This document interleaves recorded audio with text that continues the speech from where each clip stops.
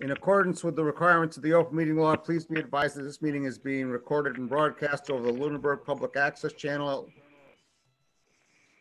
tonight. It says in the agenda future time, but I believe it's being broadcast tonight. The town of Lunenburg, in response to the COVID-19, is currently following the guidance from the Lunenburg Board of Health regarding the virus and steps communities can take to prevent the spread. And all town facilities are currently only partially open to the public. In accordance with the governor's order suspending certain provisions of the open meeting law, all public meetings are being conducted remotely. This meeting is being broadcast with a local access cable on Facebook Live on the public access Facebook page, and will be able to be found on the Lunenburg Access YouTube channel within 24 hours after the meeting. To participate remotely on Zoom, members of the public may use cell phones, tablets, or computers with audio and video capabilities. The Zoom meeting ID is 827-640-89424. No participant ID is needed. Just press pound when asked. All participants who are not members of the commission or staff will be muted by the chair. Computer and app users may use the raised hand feature to request to speak. To access the raised hand feature, open the participant list by clicking on participants. To raise your hand, click on the button at the bottom of the participant list. The chair will, I gotta admit some more people here. The chair will call on you and unmute you.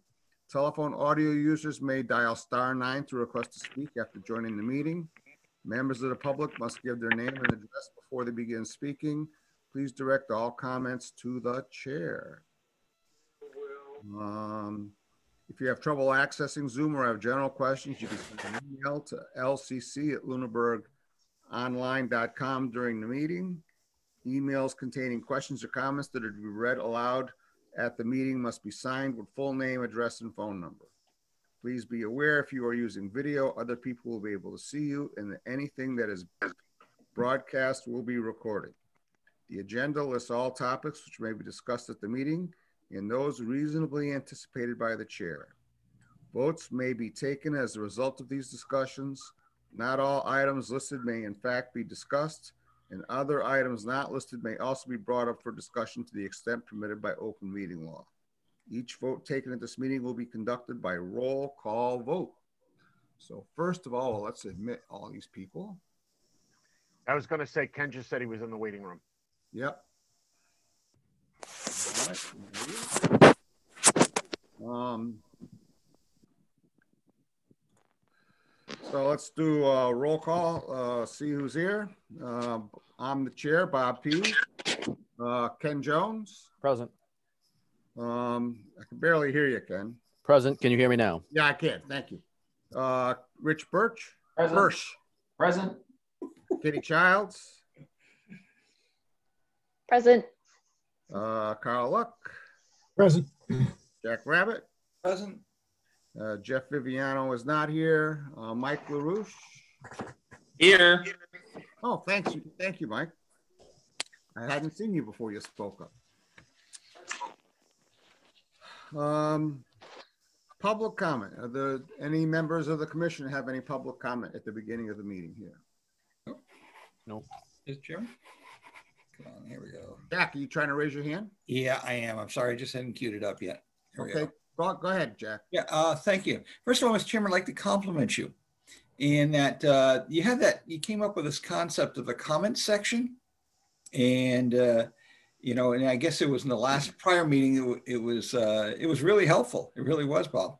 And I was wondering if we might think about not only institutionalizing the concept, but creating a area within our drive to just load up those communications such it becomes a little more searchable.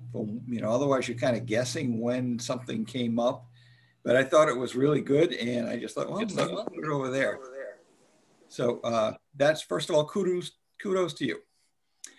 Secondly, just a question, and maybe we get this at the end of the meeting. What Matt, was there anything done with regard to those encampments on Lake Shirley that have been identified? I didn't see anything on there. Jack, this is public comment. This is not the Okay, agent report. Yeah. And I'd like you to bring that up during agent report. I can do that. Thank you. Yeah. May I interrupt the meeting? for a Absolutely. moment? Go ahead. I'm terribly sorry. We're experiencing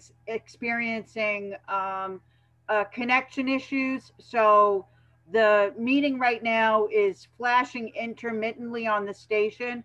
I'm going to try to fix that, but if you could make sure you record this meeting to the cloud, make sure it's recording to the cloud, not to your computer. Well, when the meeting was handed over to me by the guy from the town, our new meeting coordinator, Yep. that it was being recorded. It still says it's being recorded.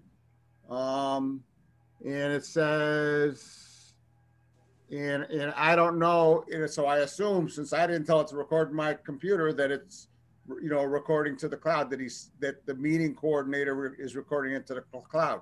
The only way I know of for me to check that is to shut off recording and then re-record it on the cloud. Unless you know something I don't know, Joanne. No, I don't. I think that's the only way you can do it. You might want to do that and then take roll call again just to start the meeting. I'm sorry. Well, I'm pretty confident this being recorded on the cloud. Okay, then that's fine, but I'm going to try to resolve the issues, but I needed to make sure you were recording before I did anything. Okay, yeah, well, it is, the little recording button is going, and it was going when he handed the hosting duties over to me. Okay, all right, thank you. All right. Were you done, Jack, or did you have more? Oh, just a real quick update, and I'll save it for the agent section, but I have been doing research with regard to waivering. I have gone to the town of Bolton to look at what they've got. So I'll share that all at the very end, and we can work on that then. Thank you. Hold up any. Are there any other comments from commissioners?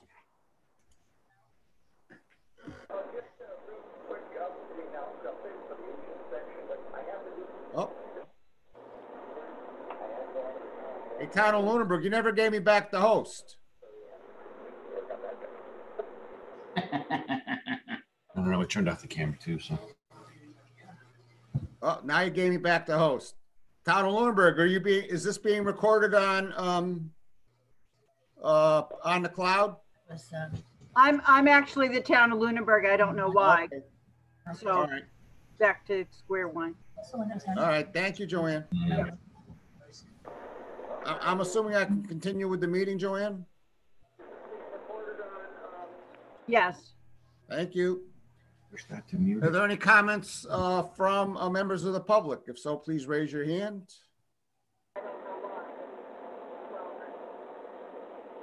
Seeing none, we have no appointments. Oh, minutes of previous meeting. It says on the agenda October 7th, but I believe that those are still in process, Matthew? Yes, they are. And but didn't you send out the minutes of the last meeting immediately afterwards? I sent them out. I've gotten feedback. I haven't had the chance to finish processing the feedback. I just got it either yesterday when I was off or today. I can't remember which day. Okay, because I sent you feedback that night, but Yeah, right. I corrected that and resent, and then I received more input. All right. Thank you. So we're not going to do any minutes tonight. We'll do them next time. Bob, Yes, sir. I think you're going to have to mute 582-9379. Their audio keeps cutting in. All right. Thank you.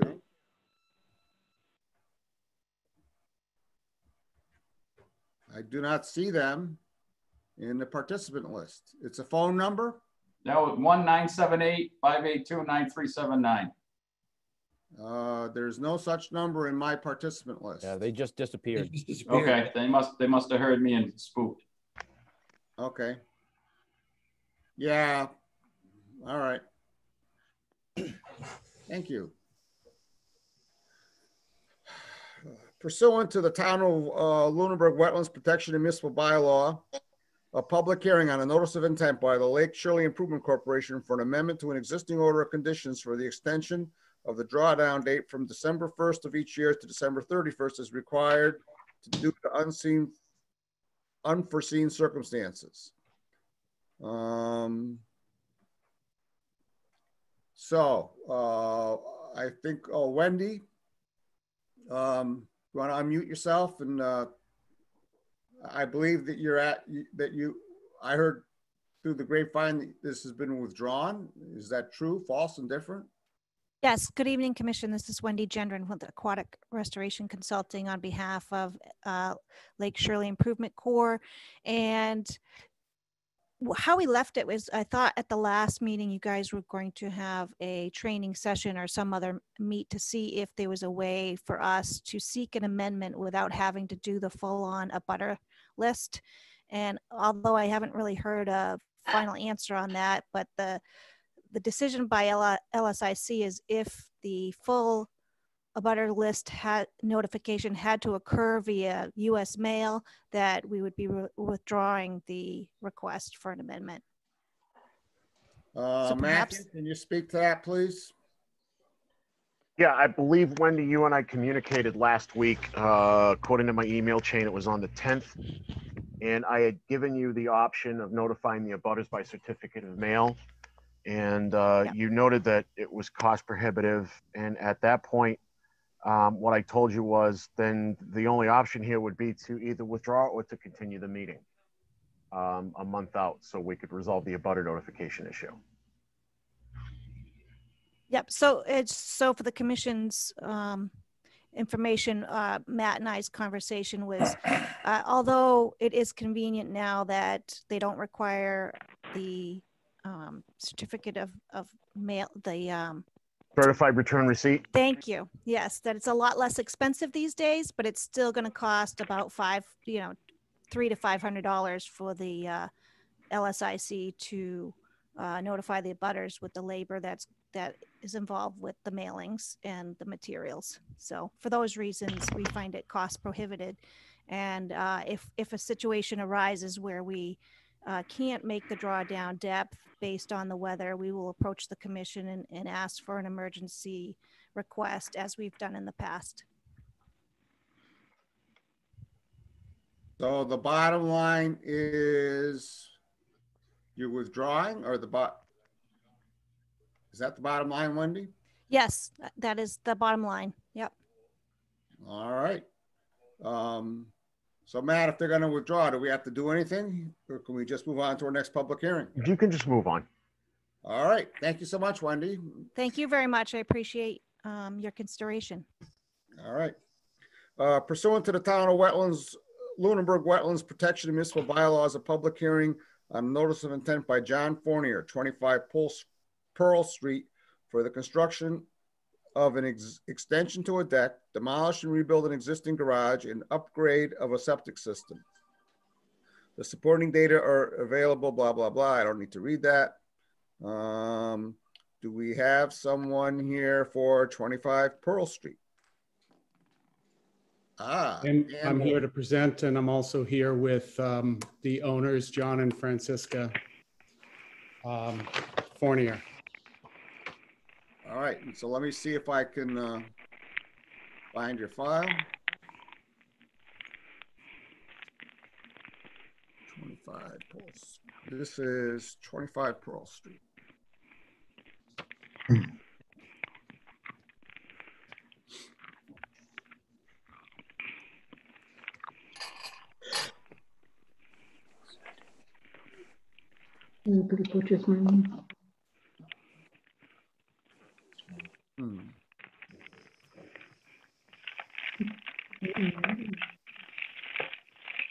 Oh, I have to call it up again.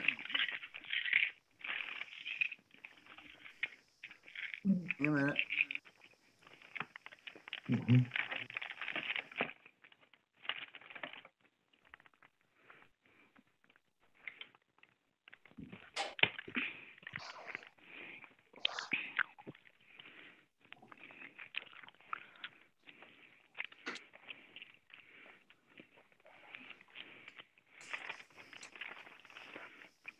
Graham.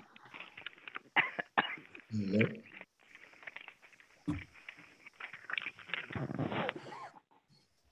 Graham. So I believe this is the plan. Can everyone see this screen? Yep. All right, so tell us about the project, Mr. Wolf. All right. Well, thank you very much. Again, my name is Dan Wolf. I'm with David Ross Associates, and here to present the improvements that are planned for 25 Pearl Street. Mr. and Mrs. Fournier bought the property back in September, and to use a word that I heard at the Board of Health meeting, this was a distressed property for a number of years under the previous ownership. The Fourniers have now bought it. And the first thing that they had done was started to deal with the issues of the septic system, which has been in a state of failure for quite some time, I understand. To do that, we did do some soil testing in the only area available. We did that simply to rule out what our options were or were not. In this case, we were dealing with offsets to an existing well, which is out in the driveway on the northerly part of the road. But we were also trying to stay away from Lake Shirley itself. The soil testing went very well in terms of the fact that it was good soil. However, to design any sort of conventional type system, even an alternative system, proved to be very all-encompassing in terms of all the variances and offset regulations that we would be violating to try to make something fit. So it was determined in conjunction with the Board of Health that we would propose a 4,000 gallon holding tank. That is a tank that has no leaching component to it. So when that tank fills up, there is an alarm installed and the contents of the tank will be pumped out as needed.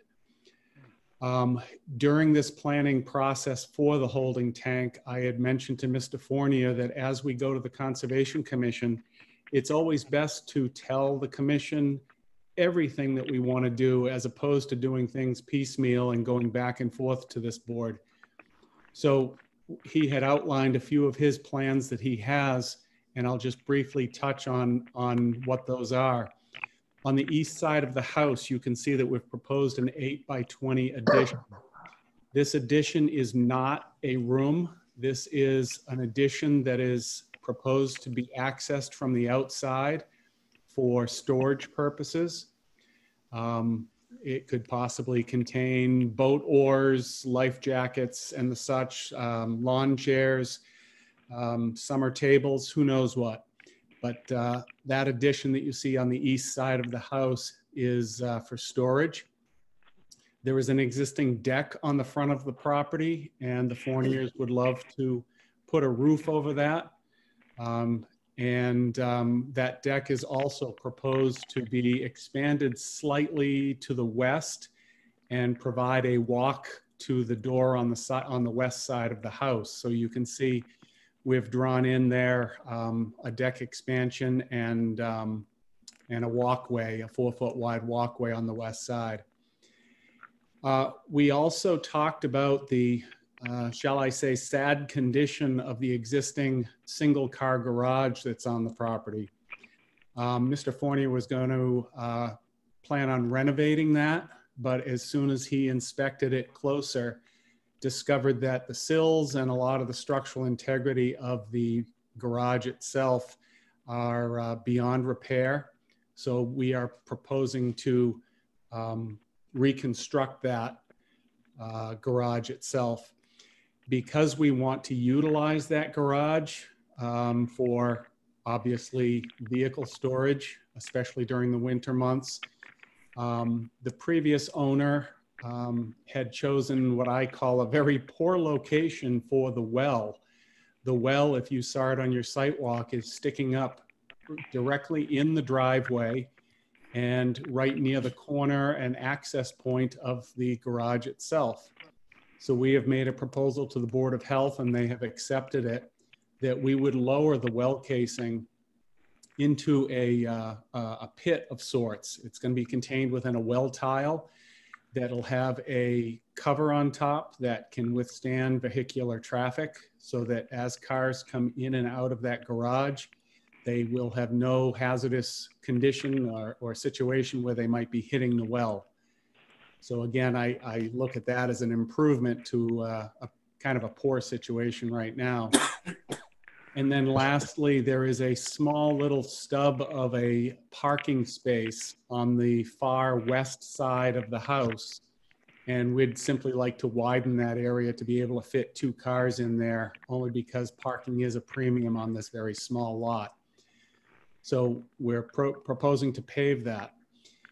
Now, for all of the proposed impervious spaces, specifically that extra parking space, the proposed roof over the existing deck, as well as the addition for storage, you can see that we have proposed an infiltration trench to be on the downhill side of all 3 of those components. And that is to mitigate the fairly small increase in any sort of runoff there. We did not perform calculations. The areas here are too small to be to get any sort of accuracy in the calculations, but we have shown an infiltration trench to be built, and hoping that that meets with your satisfaction for those small impervious areas being added. We recognize this is a small site. We know we have to be diligent in protecting the resource area, the lake itself. And we're presenting to you this all-encompassing plan of what the Fourniers hope to do on this property going into the future. So if you have any questions, I'd be happy to answer. I'm sorry, one more issue that had come up. You'll note at the very top of the plan, just above the garage, there are 2 fairly large oak trees that are presenting a hazard with some branches coming down, and very close, and actually were part of the detriment to the existing garage with their root system. We would like to propose to remove those trees.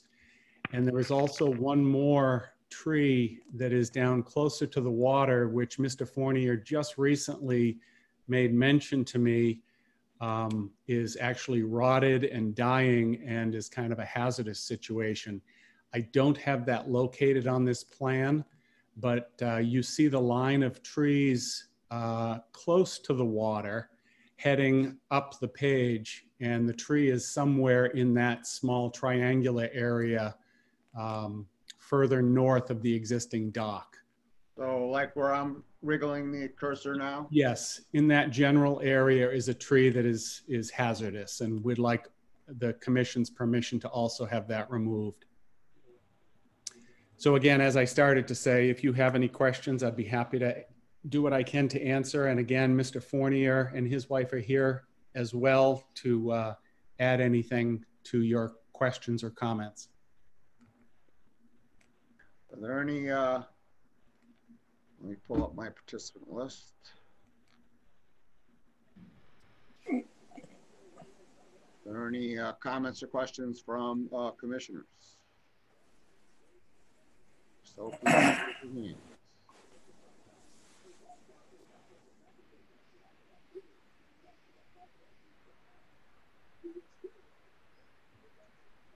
Oh, okay. Carl Luck. Oh, thank you, Mr. Chairman. Can you hear me okay? Yeah, I can. Great, thank you. Yeah, just a few things. Maybe just start with the basic. On the drawing, I'm trying to identify what was used for the edge of the wetlands. In the write-up, it talks about that the high water mark was determined by observation, but it also talks about a wetland delineation. Yes, we had sent our wetland specialist out there. My concern was obviously the high water mark is part of the resource area, and I wanted to make sure that there was no vegetated wetland that migrated up into the property. And it was reported back to me by our specialist that the high water mark was in fact the furthest extent of any wetland delineation. So thank you. So I see the 50-foot buffer zone. I don't see a 30. Is there a 30 on here and I'm just missing it? No, you're not missing it. In fact, as I sat here preparing to my notes as to what I was going to describe to you, I realized we don't have the 30-foot line on there. I can assure you that the existing deck that we show there is 31 feet from the water. That is delineated on the plan. And that is the closest proximity of any work being performed there. Again, we're keeping that deck, but we're simply putting a roof over it. Yeah, just though, but if I look at that line, it says 31, it looks like it measures it to the solid line, not to the high water mark. I thought you said the high water mark was the edge of the wetland. And I stand corrected. That's right. Again, discovering that I missed putting a 30-foot line on there, I just quickly scrambled just before I started speaking. You're right. That is to the line that represents the property line as shown on a survey plan. So that there is one flag there. It's labeled 20-7. That would be the closest proximity to the existing deck. And again, I have to stress the fact that that is existing. So we're not extending closer to the wetland than what currently exists. That is about, it looks to be about 26 feet from the wetland flag to the corner of the existing deck. Okay, so the proposed infiltration trench then is being added and it is inside the 30 foot. About a foot inside, but that's the obvious place to put an infiltration trench, which is beneficial to the resource area. I'm confused. I thought you said the corner of the deck was about, what, 26 feet? Yes. So how can the infiltration, which is closer, be 29 feet? I'm turning up my volume to hear you better. Again, if we're about 20... the corner of the deck, I think you said was 26 feet. Right. And so the infiltration trench might be about 24 feet. Okay. All right. I thought you said 1 foot inside. Okay, great. So that's at least the corner is certainly inside. Okay. So we have the existing deck, I understand, and I have no issues with that or rebuilding it or whatever you like to do. But effectively, we're adding significant structure inside the 50-foot no structure zone. The roof on the deck, the addition to the deck, and the proposed addition are all inside the no structure, no new structures areas, which is concerned because it violates regulation. We need a waiver for that. So I guess on maybe the easiest one to address is the proposed addition.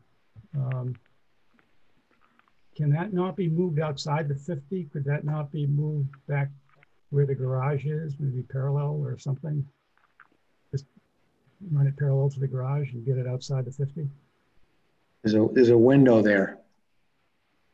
Yeah, again, I understand, Mr. Luck, if we were coming in with a proposal for a brand new house on an untouched lot, that I would never come forward with something within the 50-foot no structure zone.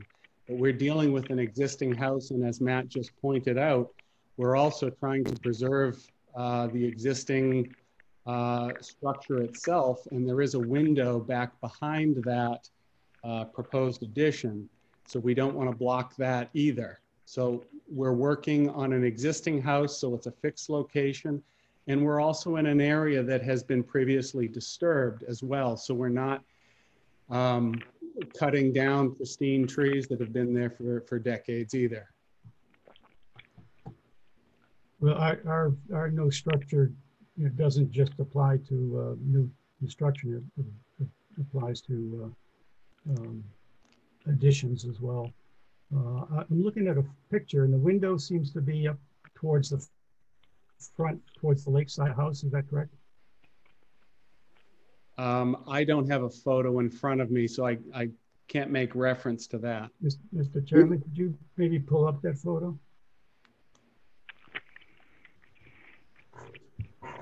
Just see if we're talking about the same window.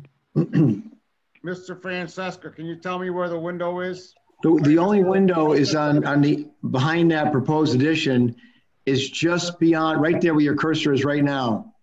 That's the bedroom, the only single first floor bedroom. That's the window in the bedroom, right where your cursor was. Okay, and so to further Mr. Luck's point, is there some reason why you couldn't put your storage up here next to the garage? I guess I could. I just figured that side of the house was kind of unexposed, and I would just rather attach it to the side of the house as far as, you know, tools and stuff like that. Thank you. Carl, did you have more? If I may just add one thing. Also, tucking it against the house, the lot is so small, which Dan mentioned, it kind of gives us a little more grass area as well. And there's no other use really for that side of the house as far as exposure. That was the thought. Thank you. I certainly Carl, understand did you all have that, more? but we do have a regulation. Yeah, the other area of concern is the location of the tight tank, which again is within the 50-foot of the resource, and I'm wondering why that. I understand it's pretty tight, and I'm sure you can't go within those well circles, but could that not be pushed up a little bit and out of the 50-foot area? It could be pushed to the north just a little bit, but we have property line offsets, building offsets, and the most important, or the reason that pushed us down there to begin with, was the requirement of having it no closer than 50 feet to the well, and that's the radius that you see there. Right, but it looks like if I look at that radius, and if this is drawn to scale, it looks like there's enough room between the radius and where the tank is now to move it up and a little to the left. So Carl, do I understand you, Carl? Yes, sir. Do I understand you correctly? You're objecting to putting a subterranean tank in the 50-foot no structure? Yes. Thank you. Not if unless it can be somewhere else, which I think it can. I'm surprised that you mentioned the property line. I see it's 15 feet off the property line. Many of these very old lots around the lake have a 6-foot setback. So what is the setback you're dealing with here? 15 feet seems. Yeah, 10 foot is the minimum. Okay, all right. And that's a Title V issue, not a Lunenburg zoning issue. It's not considered a structure as defined by the zoning bylaw. Ah, okay, good. So 10 feet, that makes sense. So it can go up and a little to the left. So it could be repositioned so that there's a lot less work and disturbance and tank within 50 feet of the lake. Yes, I can't deny that it couldn't be moved a few feet up in that direction. But again, the disturbance to dig a hole of that size, we've got the proper protections with the siltation device there. We're just giving a little room to work, that's all. Anything else, Carl? Nope, those are the areas of concern. Thank you. Katie Child, did you have your hand up? I did, but my question was answered. Thank you. Jack Rabbit? Yes, thank you, Mr. Chairman. Carl, good job. You got half of my questions. Okay, the first one. Okay, the tight tank. Why can't we turn it sideways and move it out a little bit towards the 50 or get it as much as a 50 out of there? The second question I had was regard to the existing deck. What is that existing deck currently permeable, meaning the water can flow through it? Mm-hmm. That's correct.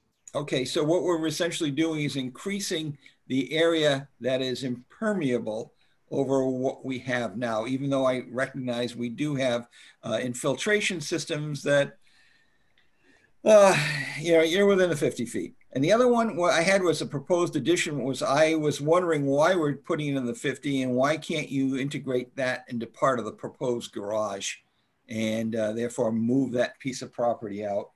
The other one was the trees that you were asking to write. I would just like to know where that other trees were and could they be marked? And I know this is an odd question, and maybe Matt can answer this. Why do we have 3 checks? You've read a check for 42, which I understand that to the state, the town of Lunenburg, then there's a $100 check. Jack, can we stick to the application rather than get into the weeds? Okay, it's within the RDA. It's a part of the documents that they proposed. And I don't know why that would exist. That's all. But I will, if Matt could be kind enough to answer that afterwards, that'd be great. Rich Bursch. Thank you, Mr. Chair. I'll also echo the concerns of Jack and Carl as far as moving the tight tank as far as we can out of the 50 foot. I know we're not going to get it all, but every little bit helps. Are you looking to rebuild the existing front deck before you cover it? Or are you just going to leave that deck as it shows in the photo? I'll have John answer that question just for clarity. The plan was to leave the deck just as it sits and just put an overhang above it over the 6-foot slider. All right. And you also looking to ask to cover the proposed part of the deck addition to it? No, that's going to be open, sir. Okay. And unfortunately, I do echo their concern, and it's more the impervious surface that we're adding inside the 50-foot no disturbance zone.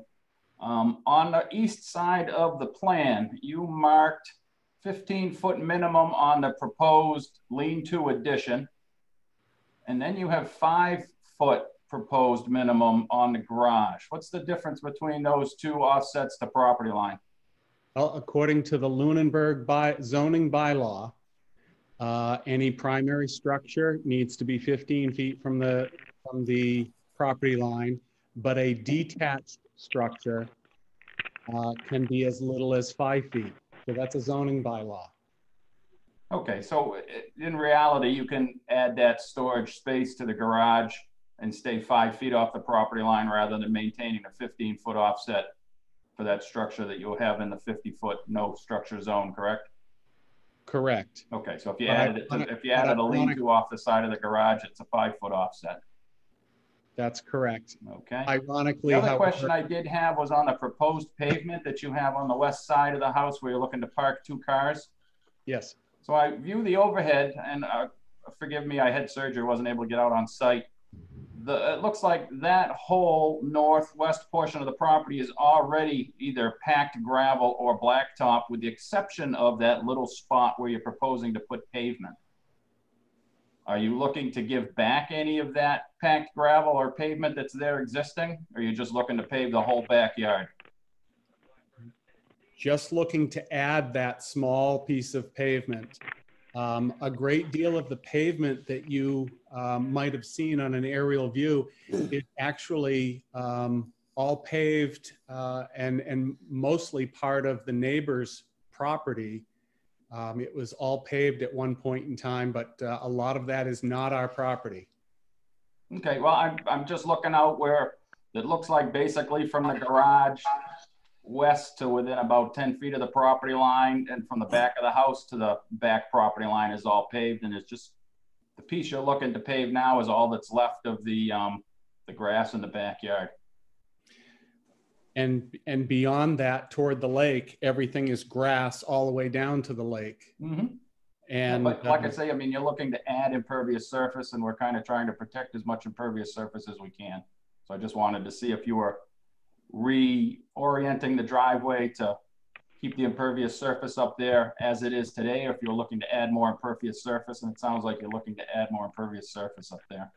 Right, and I won't deny that, but our conversations on site with the homeowner, I had brought your concern up to him that as we are adding impervious spaces, we need to make sure that we're taking care of any increase in runoff, and that was the sole purpose of the infiltration areas.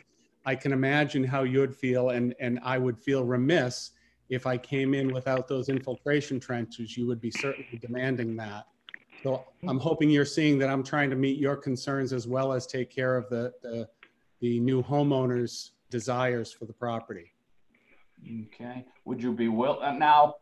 And unfortunately, if you park 2 cars there, how are you entering the house? Are you using the door that's down by the existing deck, or is there already an entrance by the garage?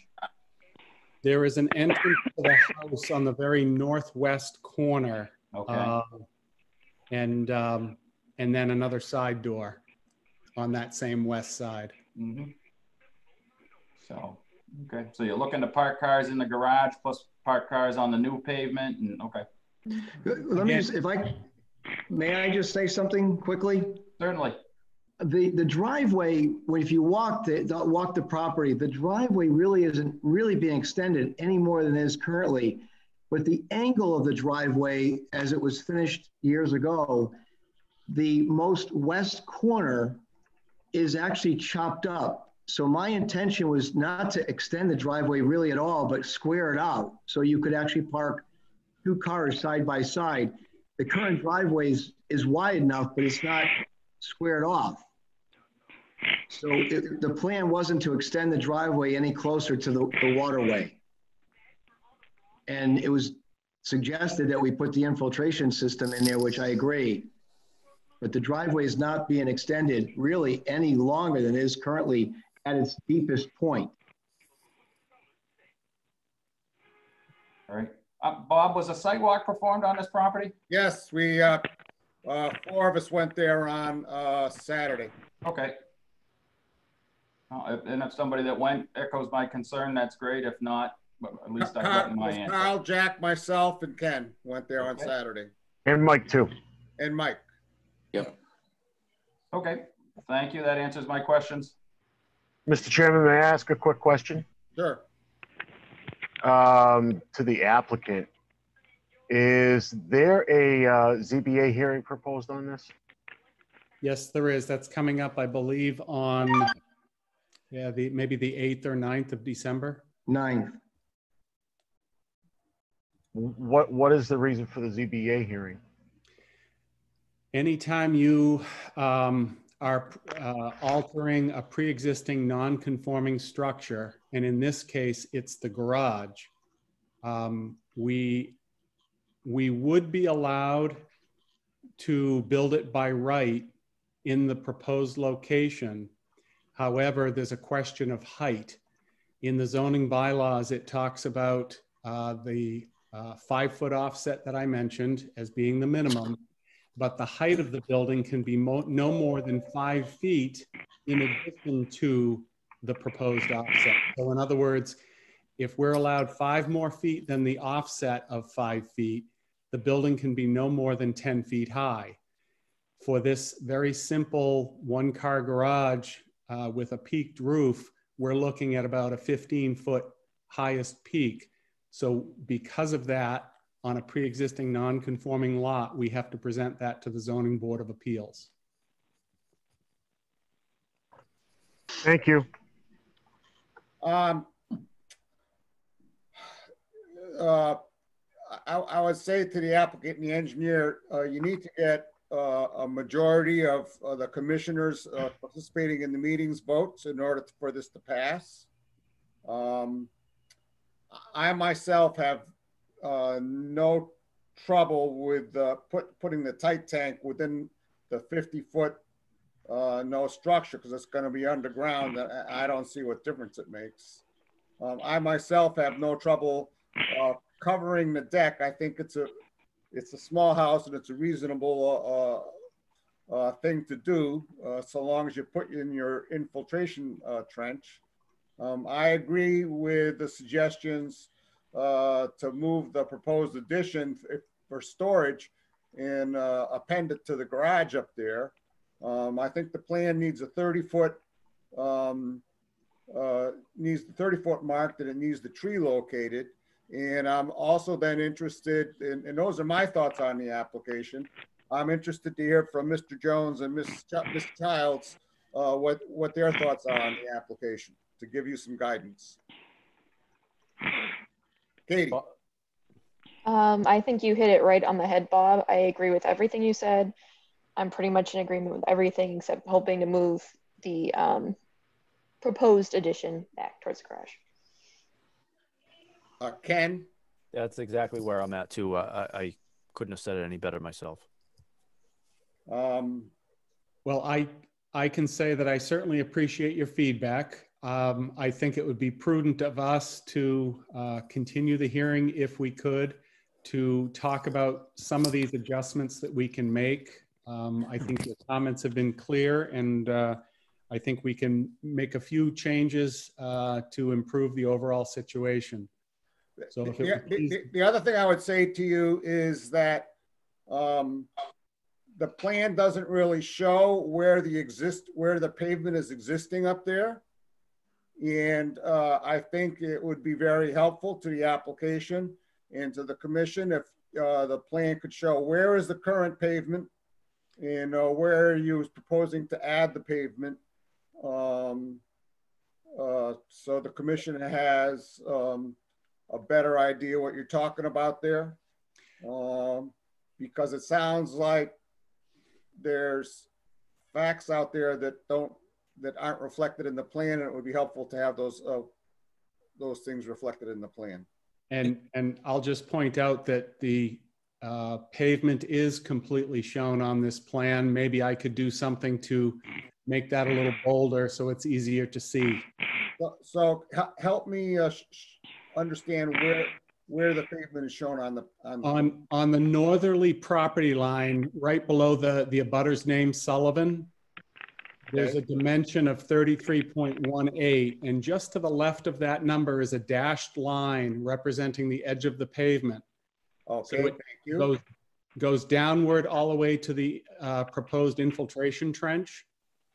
It then comes up in the area of the proposed pavement, that small little parking area that we're proposing, and then it turns directly to the corner of the house. It's paved right up to the house. And then there is another section at the rear portion of the house near the well. There's another similar dash line there. I got it now. I see this, those long dash lines represent the edge of the pavement. Right. Thank you. Are there any other, Rich Bursch?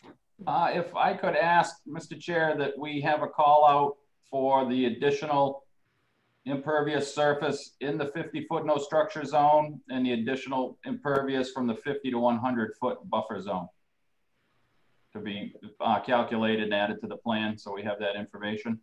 You got that? As well as we do have a formula for tree removal. If that can be called out and tree replacement proposed using that formula in our regulations. Thank you, Richard. Anything else? Nope. Thank you. Jack Rabbit. Chairman, thank you. Rich, you got almost all of it. The question I would have is, can you identify the trees in the drawing that is close to the waterfront that will be removed? Yes, and there is just one close to the waterfront. Right. We will add that to the plan.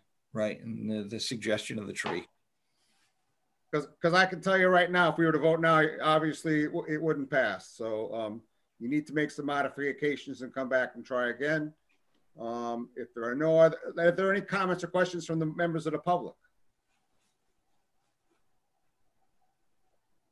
I'm looking for a motion to continue to a date certain, which I believe is December 2nd. Do you think you could have these changes ready by December 2nd, Mr. Wolf? Yes, we can. Excellent. So I'm looking for a motion. Make a motion to continue to, sorry, Carl. Nope. No, go ahead, Richard. I was making the motion to continue to December 2nd. We have a second. Second. Further discussion?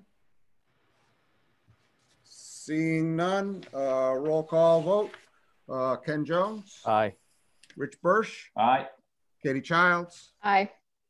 Carl Luck? Aye. Jack Rabbit? Aye. And aye for myself. Thank you. Thank you for your very time, much. everybody. Have a good night. Thank you. Good night. Right.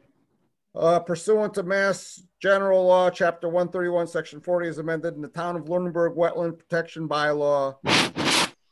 a public meeting on amendment request for determination by Mark Flagg for work at 1263 Mass Ave will be held. Work entails the grading and stabilization of existing parking area. Let me call up that plan. So first of all, let's get rid of this. Let's screen share that plan. I believe this is it. So,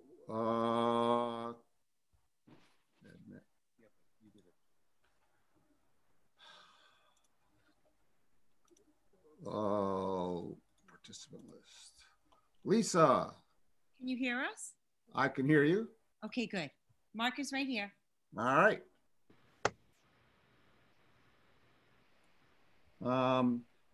Am I sharing the right screen now? Are people looking at the right screen? Yes.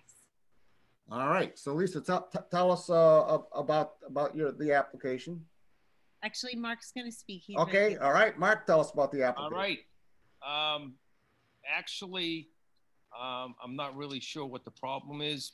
The area has been used prior as a staging area when they did the dam repair work on Hickory Hills.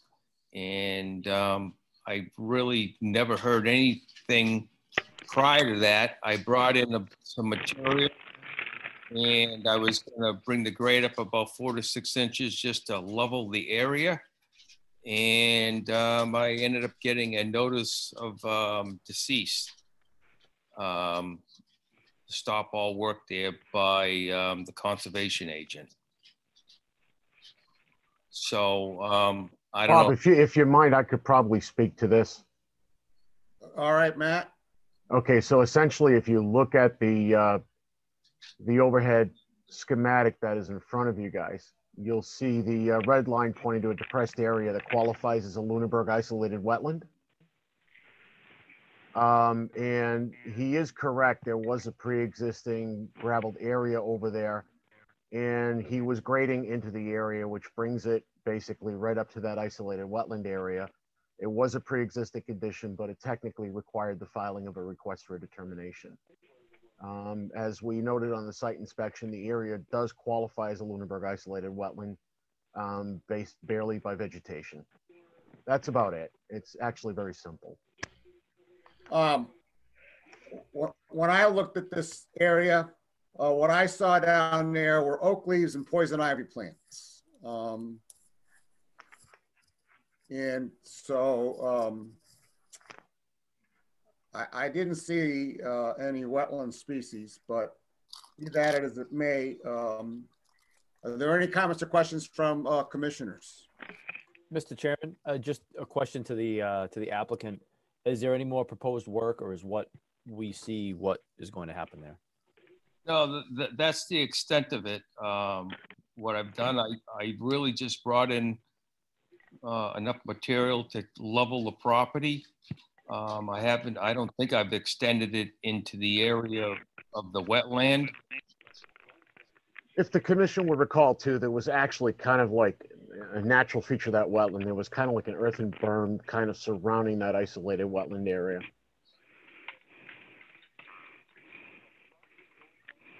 Any other comments or questions from commissioners? Carla. Yeah, I was on the site visit, and it's been explained quite well. It looked, there's nothing alarming there. My only concern is that I think what's there is okay and can stay, but my concern is how we document it. There's really not. This is the only picture I've seen. So how do we make sure we kind of put a stake in the ground that that's what's there now is acceptable, for future reference. Well, Carl, what we're looking at in that picture is pretty much conforms to the property lines on that side. The yellow square is a separate piece of property. Yes. Yep. At least I believe so. Am I right about that, Mark? Yes, that's. I think the property is 99 by 131 feet. And then 131 is the depth. And that's pretty much my property line right there, where I've extended the excavation. Did that answer your question, Carl? So are we saying that complete disturbance up to that I'm just looking forward, not concerned about today. That disturbance up to that property line, but not beyond, is the line of disturbance. And I don't know how far that is from the wetland. Matt, do you know? Can we document how far it is from the wetland? And how do I locate this thing in space? Well, what I can do is when you guys issue your determination, I usually issue a finding of fact page under the bylaw. On that, I can note the lot numbers, the fact that the existing gravel area is within the limits, the total limits of the lot. And then I could go do a quick in the field measurement of the wetland line and note the closest distance to the wetland, which actually would be pretty uniform. So I could do that on the finding of fact page, and that should memorialize it on that. That sounds great, Matt. That's all I would look for. Thank you, Carl. Are there any other comments or questions from commissioners? Are there any comments or questions from the public? Mr. Chair, I just had a quick question for those that are on the sidewalk. Would there be any reason to just demarcate it to ensure no further development into the wetland? Excellent point. I would bring up a point that the wetland is actually off his property. Okay, so I don't think that would preclude him from demarcating it on his property. No, no, it doesn't. I'm just pointing out the fact that I was just pointing out the fact that him intruding into the wetland would be unlikely because it's not on his property. Okay. Again, I wasn't on site, but just throwing it out there. Generally, we try to demarcate things like this. Because I go back to 2015 and all of this graveled area was grassland, so. And before that, there was a house there. Excuse me, I can't say, there was a house there at one point. Okay. Well, I'm just looking at the 2015 on the assessor's map, and it looks like it was all grass in 2015. Well, actually, there was a house there, Richard, and I tore the house down. Yeah. And if it was, I don't know if you consider it grass. I guess it was weeds. Okay. Yeah, like I said, I'm just looking at it. And it also looks like there's a right-of-way around the property as well. There is a right-of-way to the left side of the property as you're looking at it. Yeah. I guess that probably went out to a piece of town land that was used as the septic system for the high school before it went to sewer. That's correct. Carl. Yeah, just to follow up on Richard, that's a great idea. I think doing what Matt said about memorializing it in the write-up, but it would be even better to put some small boulder demarcation like we do in other areas, maybe just along Mark's line, so it's quite clear. If you guys would like, I could put some boulders on the property line and, kind of, make a distinction where my land and the other land is. Yeah, that's actually, Mark, that's great. I have to agree that's actually a good idea, and I can actually note that requirement into the finding of fact page as well, guys. Thank you. Great. Thank you, Mark. All right, thank you. All right, back to, is there any questions or comments from members of the public? Carl, I'm gonna lower your hand. Oh, thank you. Therefore, I'm looking for motion for a negative determination with the conditions that Rich and Matt mentioned. Mr. Chairman, I would make that a motion. And can you just repeat for the record, you know, like that he memorializes in the finding of fact? Sure. I'll make a motion that we make a negative determination to include in the agent's determination of facts that where exactly the wetland is in relationship to the property line, and for the property owner to install boulders along this said property line. Thank you. Do we have a second? Second. Any further discussion? Ken Jones. Aye. Rich Burch. Aye. Katie Childs. Aye. Carl Luck. Aye. Jack Rabbit. Aye. And I for myself.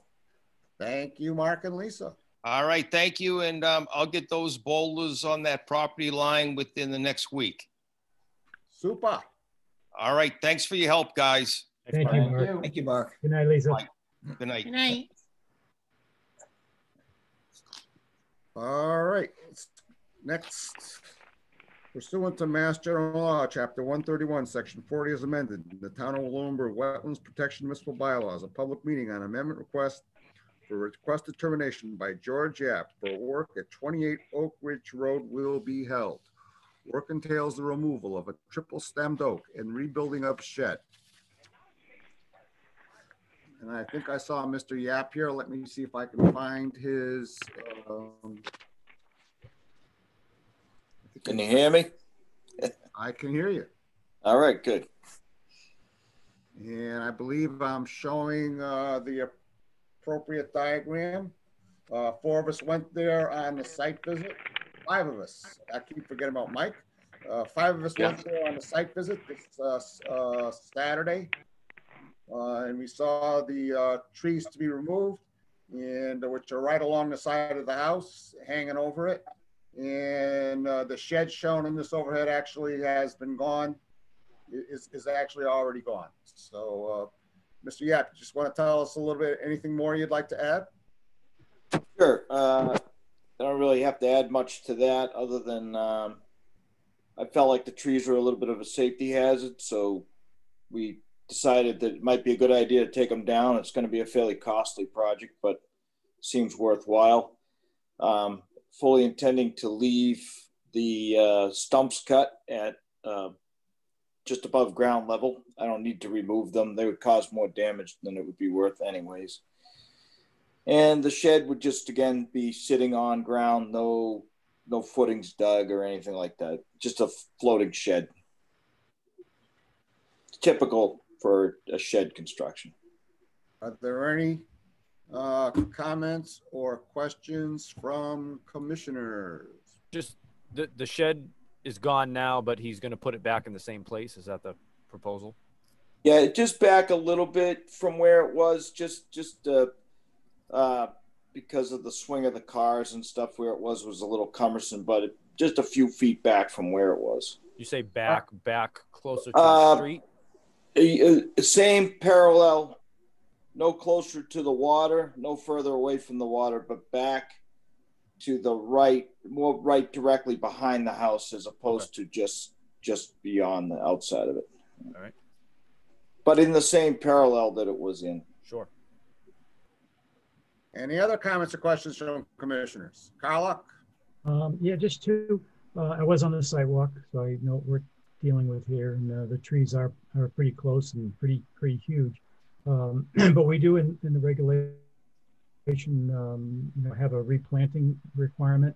I guess that the overall problem I have is that I really don't have a plan to look at that shows the where the trees would be replanted, how big the trees are that are being removed, and where they'd be replanted. And I also we don't have anything that, since the shed is gone, especially that identifies what the size and location of the shed is. So I think we need something that better documents what's happening here, and the tree replacement is a big issue for me. What would you like to see for tree replacement? I mean, that's something we could do on your recommendation without any issue. I mean, it's, what would you prefer? Well, the regulation, it has a table that Rick referred to earlier in the meeting, depending on the diameter of the trees, how many trees need to be replaced. And I would certainly hope that they would be no further from the lake than those trees. So in terms of where the replacements would be. Okay, I mean, they wouldn't want to be further away. They'd have to be about the same or closer, the new ones. The trees have lots of benefits. One of them is directly to the lake, so Oh yeah, close to the lake. Yep. Is best. It can you may not be able to get them all down there. Maybe you've got to spread them out a little more. The trees that you're moving, as I recall, are pretty substantial. The only part of the regulation I remember for your, but you can go find it online, is the between 8 and 12-inch diameter is 2 trees per tree. So I'm sure you're at least in that category. So you're probably looking at 6 minimum. And would for a future maturity, where would you like to see these trees? I mean, like grow to? Are we replanting ornamental trees, or are we replanting big oaks or birches? I mean, obviously, you could see on both sides of the lot, there's not a great deal of room between the house and the lot lines. And we're trying to take down trees to protect the property, obviously, from potential catastrophic damage. But I'd be happy to do a full planting of any kind of greenery, or whatever you might like. You guys give me the direction, I guess. Well, again, the regulation is clear. If you look at it, we're not talking about planting big trees. These are small, I don't know, Matt, they're like what, 1 or 2 inch diameter trunk. So we're not talking about 30 trees. So these trees will be over your house for 30 years. And to me, from looking at from here, if they were sort of, at least some of them or the bulk of them, or between where you're taking them down and the lake along the property line, that looks like it might be a good area, but I don't remember what's going down there, George. So something along the line that can grow in the shade, like a mountain laurel, if there's something like that in that area, would be acceptable. I mean, it's a woody.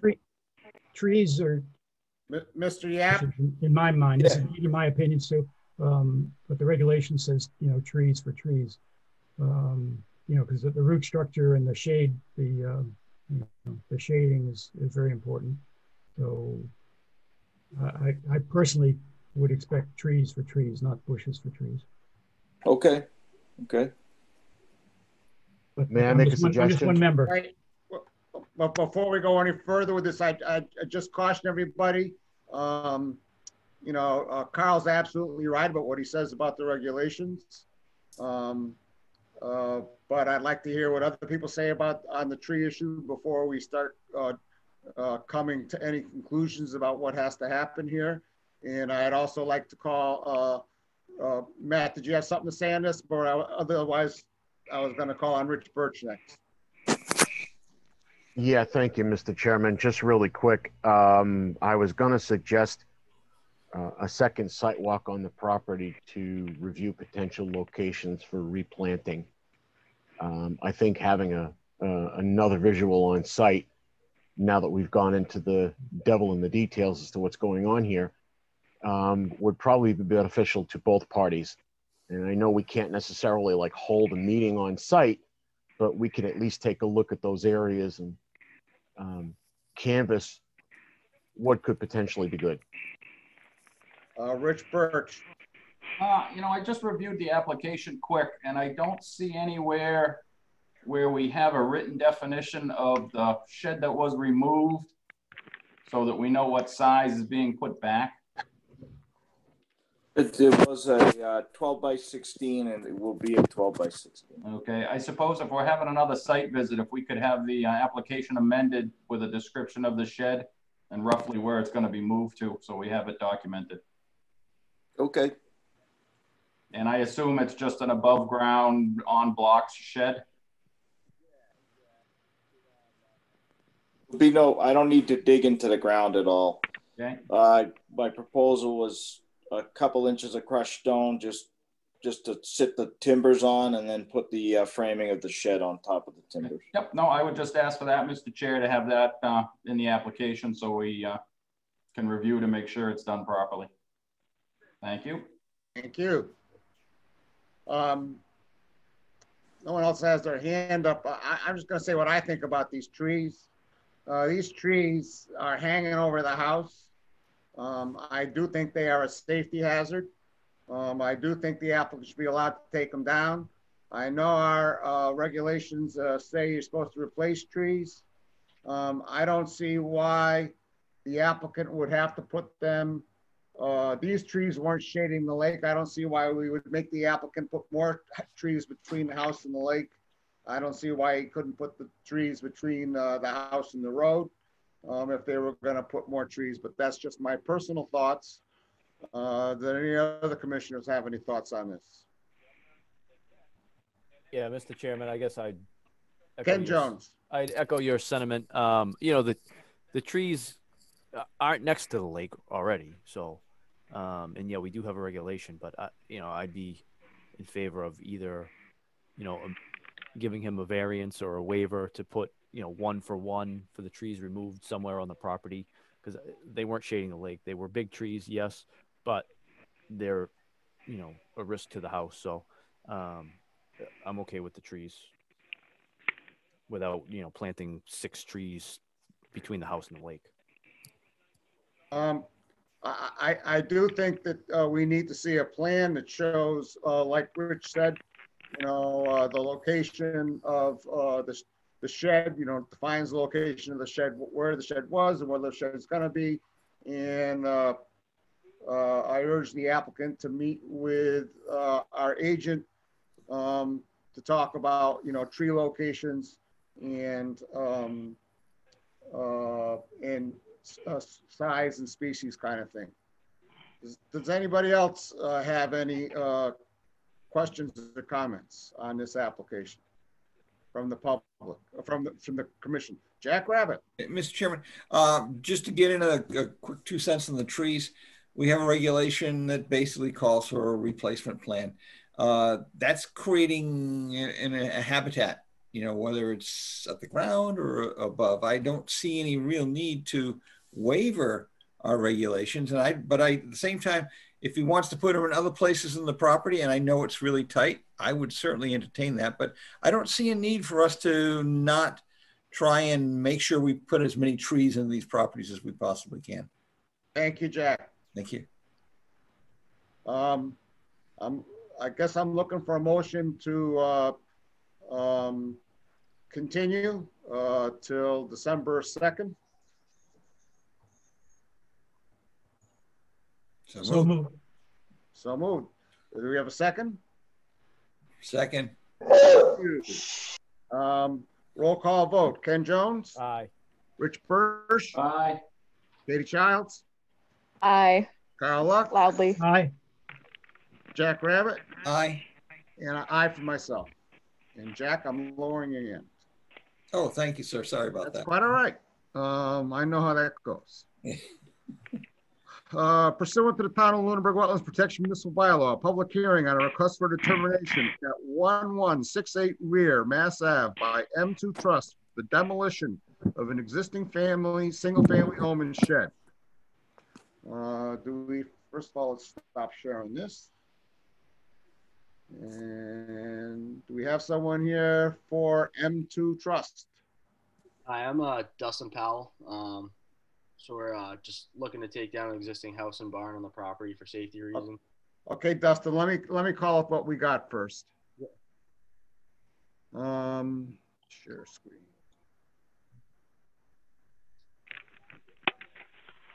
I think this is it. This is what we have. So Dustin, tell us what you want to do here. So there's an existing house and barn on the property. They're really old and they're falling down. So we would like to take them down for safety reasons.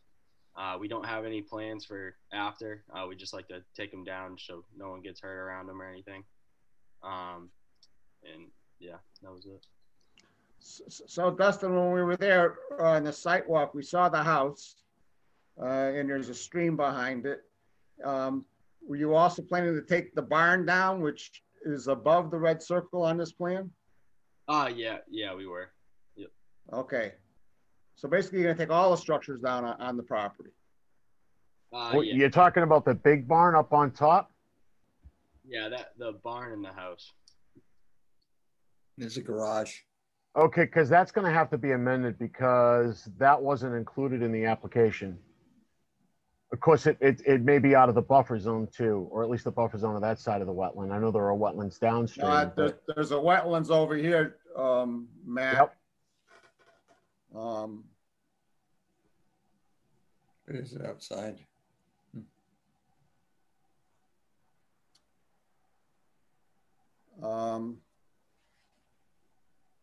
Well, it clearly looks like the it's outside the 100. The application said removal of a house and shed. Right, the house and the shed, there's a shed attached to the house. It's in the front of the house. Right. That's what we saw when we were on site. It's in that circled area. The barn structure wasn't part of the application originally. I mean, I don't have a problem with its removal. It just needs to, we'll need to add a narrative to the file by the applicant just to add that so that it's clear. Okay. Hey, Mr. Chairman. Jack Rabbit. Yeah. Is this outside of the 100? If that's the case, it's outside of our jurisdiction. It may be outside the 100. There may be a wetland to the right of it, Jack. Right, that trench there? Okay. Yeah, I mean, either way, as long as, I would suggest putting in the findings of fact that the materials be removed from site, because essentially what this is a stabilization project. They're removing dilapidated and decaying structures and basically reestablishing green space. Right. Okay. I mean, if you look at the DEP polygons, the DEP polygon shows this area that's darker here on the right as a wetlands. And, if I was to take and draw 100 feet, I think it may well be not in our jurisdiction, the barn. But I think we need to establish that for sure before we approve this. Other people's thoughts? Rich Bursch. Mr. Chair, if we're going to be continuing this for further information, I'd like to make sure that we add erosion protection between the structure being removed and the stream, and that we get language for grading and revegetating the foundations in the house at spots where they're being removed. We're on the barn. I assume the barn's on a slab. Were you going to remove the slab or are you going to leave the slab, Dustin? We'll remove all concrete slab, the foundation for the house as well. Super. But could we just include that in the finding of facts? Matt? Yeah, if you want. It sounded like the chairman asked for more information on the wetland to make sure it was outside of our jurisdiction. I guess if we're removing all the structures and returning them to natural vegetation, do we really need to do that?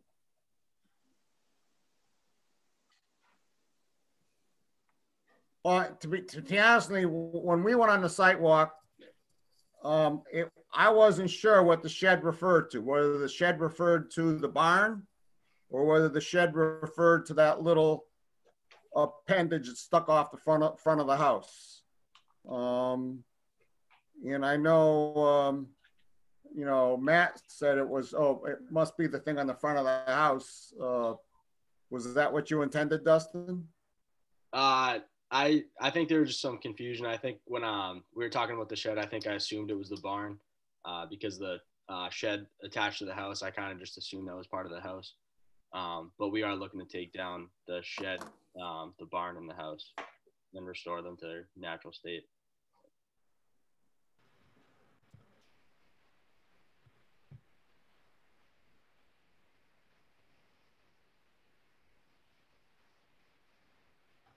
Richard, you got your hand up?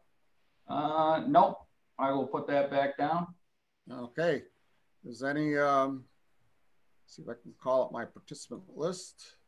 Are there any other comments or questions from commissioners? Oh, I do.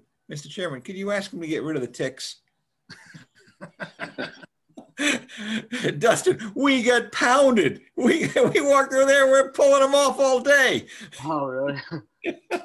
Yeah, ticks are pretty bad out there, Dustin. Every one of us had like 2 or 3 or 4 of them on us. Yeah, you killed us. I got lucky when I went there. Yeah. Are there any comments or questions from the public?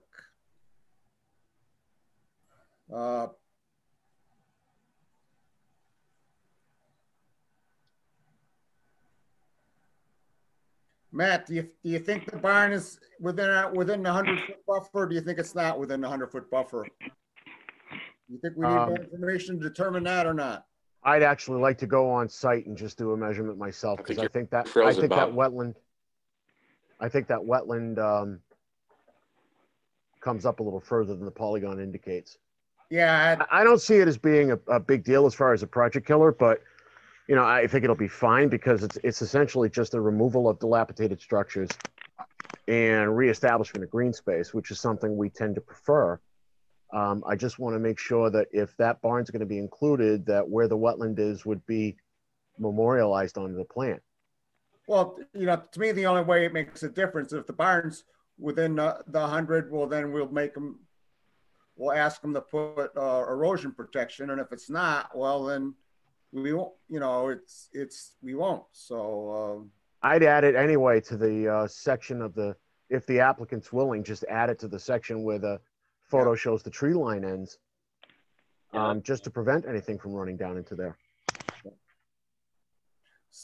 So, Dustin, I think I'm gonna ask the commission to continue this hearing so we can sort this out, and then we'll do it again on December 2nd. Okay. Okay. All right. So I'm looking for a motion to continue. Make a motion to continue to December 2nd. Yep. Do we have a second? Second. Roll call vote. Ken Jones. I'm going to vote no because I think we can wrap this up tonight. I think we don't need to continue it. So no. Okay. Rich Bursch. Aye. Katie Childs. Aye. Carl Luck. Aye. Jack Rabbit. Aye. And I for myself. Thank you. Thank you. Have a good night. Yep. We'll see you, Dustin. All right.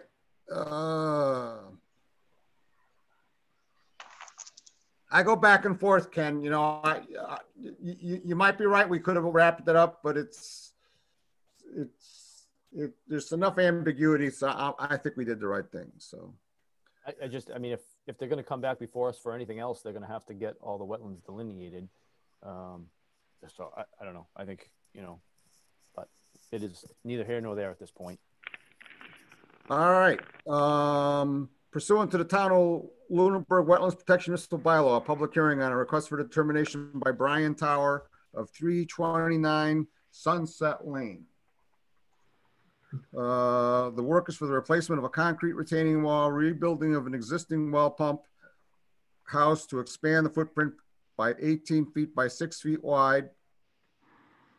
And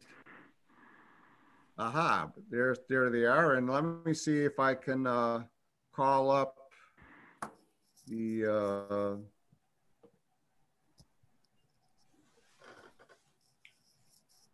let's see. I think this is. There should have been an existing replacing the existing fence as well. Yep. It's on the plan. All right. I don't think we'll get the rebuilding of the pump house, so we could probably just let that go. Yep. So we can just take that right off the. So basically then what you're asking for is the replacement of the fence and the rebuilding of the retaining wall. Correct. There any comments? I think there was photos of both of them. Yep. Yeah. Are there any comments or questions from commissioners?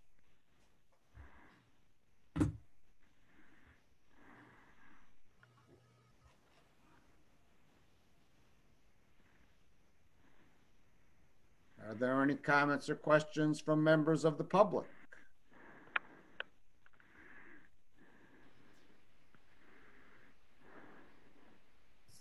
Hearing no comments or questions. Let's see. This is. Well, Mr. Chair, I can't find my hand. Sorry about that. I did have a couple quick questions just to orient myself. So the retaining wall looks like it is existing in the picture. Yes. We're placing. Yep. And it looks like we started, and so we can kind of see that it's going to be the same for those that were on the sidewalk. Yeah, it's a cinder block retaining wall. It's being pushed out by the dirt behind it right now, Rich. Okay. Then so the wall with the pressure treated lumber that's behind you in the picture, Bob. Oh, that's on a different application that we already approved. Okay, so this is just for this wall right here that's in front of you. Yeah. Okay. And it's a stockade fence. And the stockade fence. Okay. I was going to replace the stockade fence with a matching vinyl from the other side. Yep.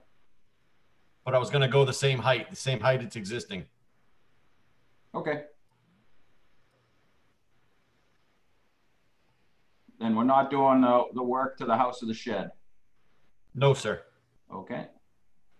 No, it was determined on site walk, Rich, that the extent of the shed would be, the expansion would be in the 50-foot. And after examination on site, the applicant is choosing to withdraw that from consideration. Okay. Yeah, like I said, reading through the application and the plan, and it just wasn't clear what we were and were not doing. So replacing the wall that's caving in and the fence with vinyl. Thank you very much, Mr. Chair. That answers my questions. Thank you. Are there any comments or questions from the public? Hearing none, I'm looking for a motion. This is an RDA. I'm looking for a motion for a negative determination. I'll make a negative determination for replacing the fence with a vinyl fence at the same height and replacing the concrete retaining wall falling in, and make note that on the application, the request to rebuild pump house has been withdrawn. Do I have a second? Second. Roll call vote. Ken Jones. Aye. Rich Bursch. Aye. Katie Childs. Aye. Carl Luck. Aye. Jack Rabbit. Aye. And that's it. And aye for myself. Thank you very much. Thank you, guys. All righty. Thank you. Right. Rich, I'll add that language about the expansion being removed on the finding of fact page. Okay. Thank you, Matt. Yep. Pursuant to the Town of Lunenburg Wetlands Protection and Municipal Bylaw, public hearing on a notice of intent by Gary Williams at 99 Ruth Street for the installation of a wooden stairwell, dock, and maintenance of an existing cart path. Who do we have here for Mr. Williams? I think I saw. Yeah, Christopher Anderson with Hannigan Engineering. Yep. All right, Chris, let me try and call up your plans. What do you want me to call up first? Do you want me to call up the thing? Why don't we start with the plan itself? Okay.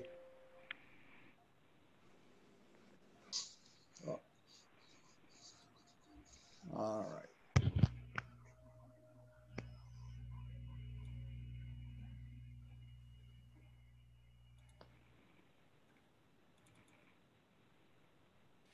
How's about that?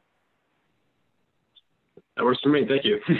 All right. All right. Just for the record, Chris Anderson with Hannigan Engineering here on behalf of Gary Williams for a notice of intent filing for work to be performed at 99 Root Street. As you can see here, the property is located on what's called an esker that protrudes in the northerly direction to Lake Shirley, and the property is pretty much bounded on 3 of the sides by the lake itself.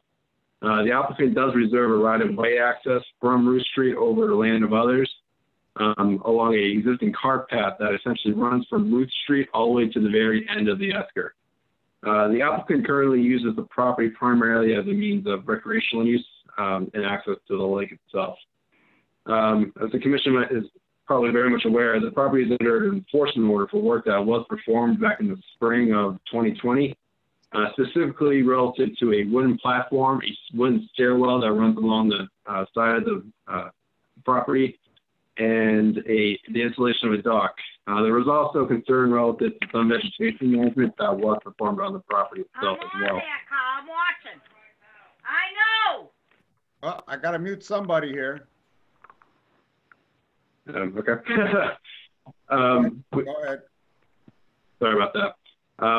We have performed a sidewalk with several of the commission members, and it was noted that several of the trees that were of concern by the commission during earlier proceedings were located well outside the 30-foot buffer zone, with the exception of 2 cut stumps, which we reviewed on the site as well, which were located in the general picnic area of the property. We also know that there were several large trees that have fallen down along the path due to a recent storm event and whatnot. The maintenance of the actual roadway or cart path, if you will be covered under the proposed maintenance plan for the existing cart path that will pretty much live in perpetuity on the property. But as noted, a lot of the stumps that were cut were either dead or dying, and the photographic evidence from the applicant that were formed during the summer showed that these trees were dead, and we have noted them on the plan as well. The work that was performed within the 30-foot buffer zone that raised the primary concern with the enforcement order was relative to the stairwell and the dock area and the raised platform at the top of the esker. At this time, the platform has been removed from the property at the request of the commission. And at this point, the stairway is still intact. The stairway system is primarily wooden with only a couple rebar connection points to the ground. This stairwell didn't. Lost you, Chris. I lost you. I lost him too, Bob. Yeah, he dropped off. Yeah, he reconnected. That probably means I'm going to have to readmit him. Gotta love technology.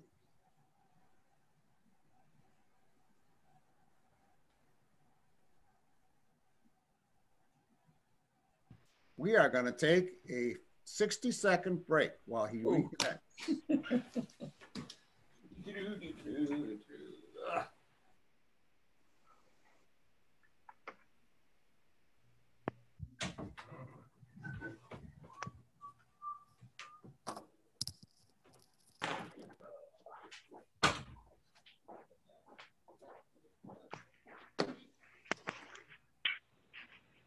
Hello, can you hear me now?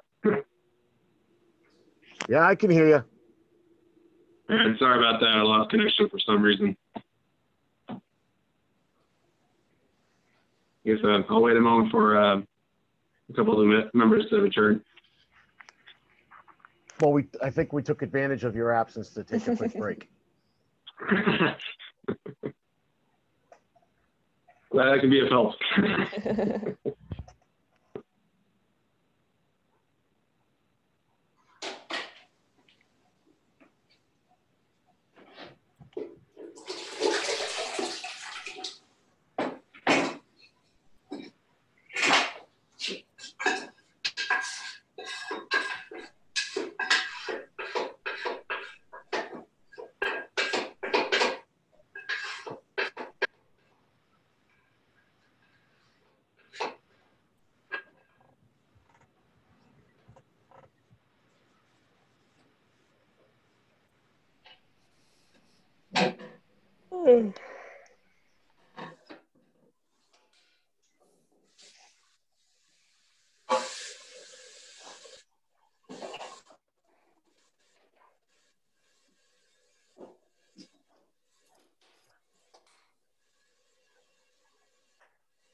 Just for the record, Chair, I am back. Thanks. Apologize for that. Hey, I heard you. All right, good.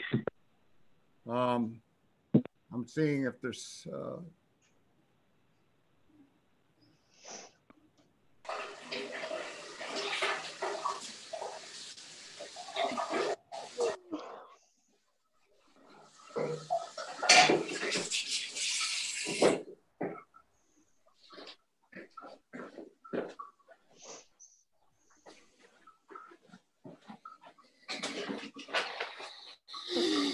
Mike is back. Yep. Jack, are you back?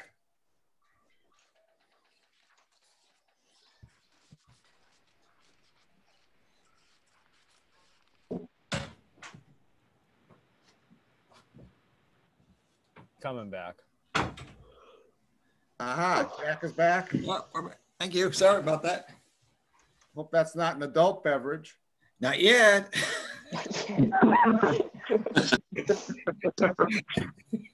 All right. So why don't you continue, Chris? All right, sorry about that. As I was saying, the existing stairwell that was part of the original enforcement order still remains. That stairwell system is secured to the ground via several small rebar pieces of metal that were driven into the ground. And the construction of this stairwell system didn't require any significant earth activity due to the placement of the stairwell itself.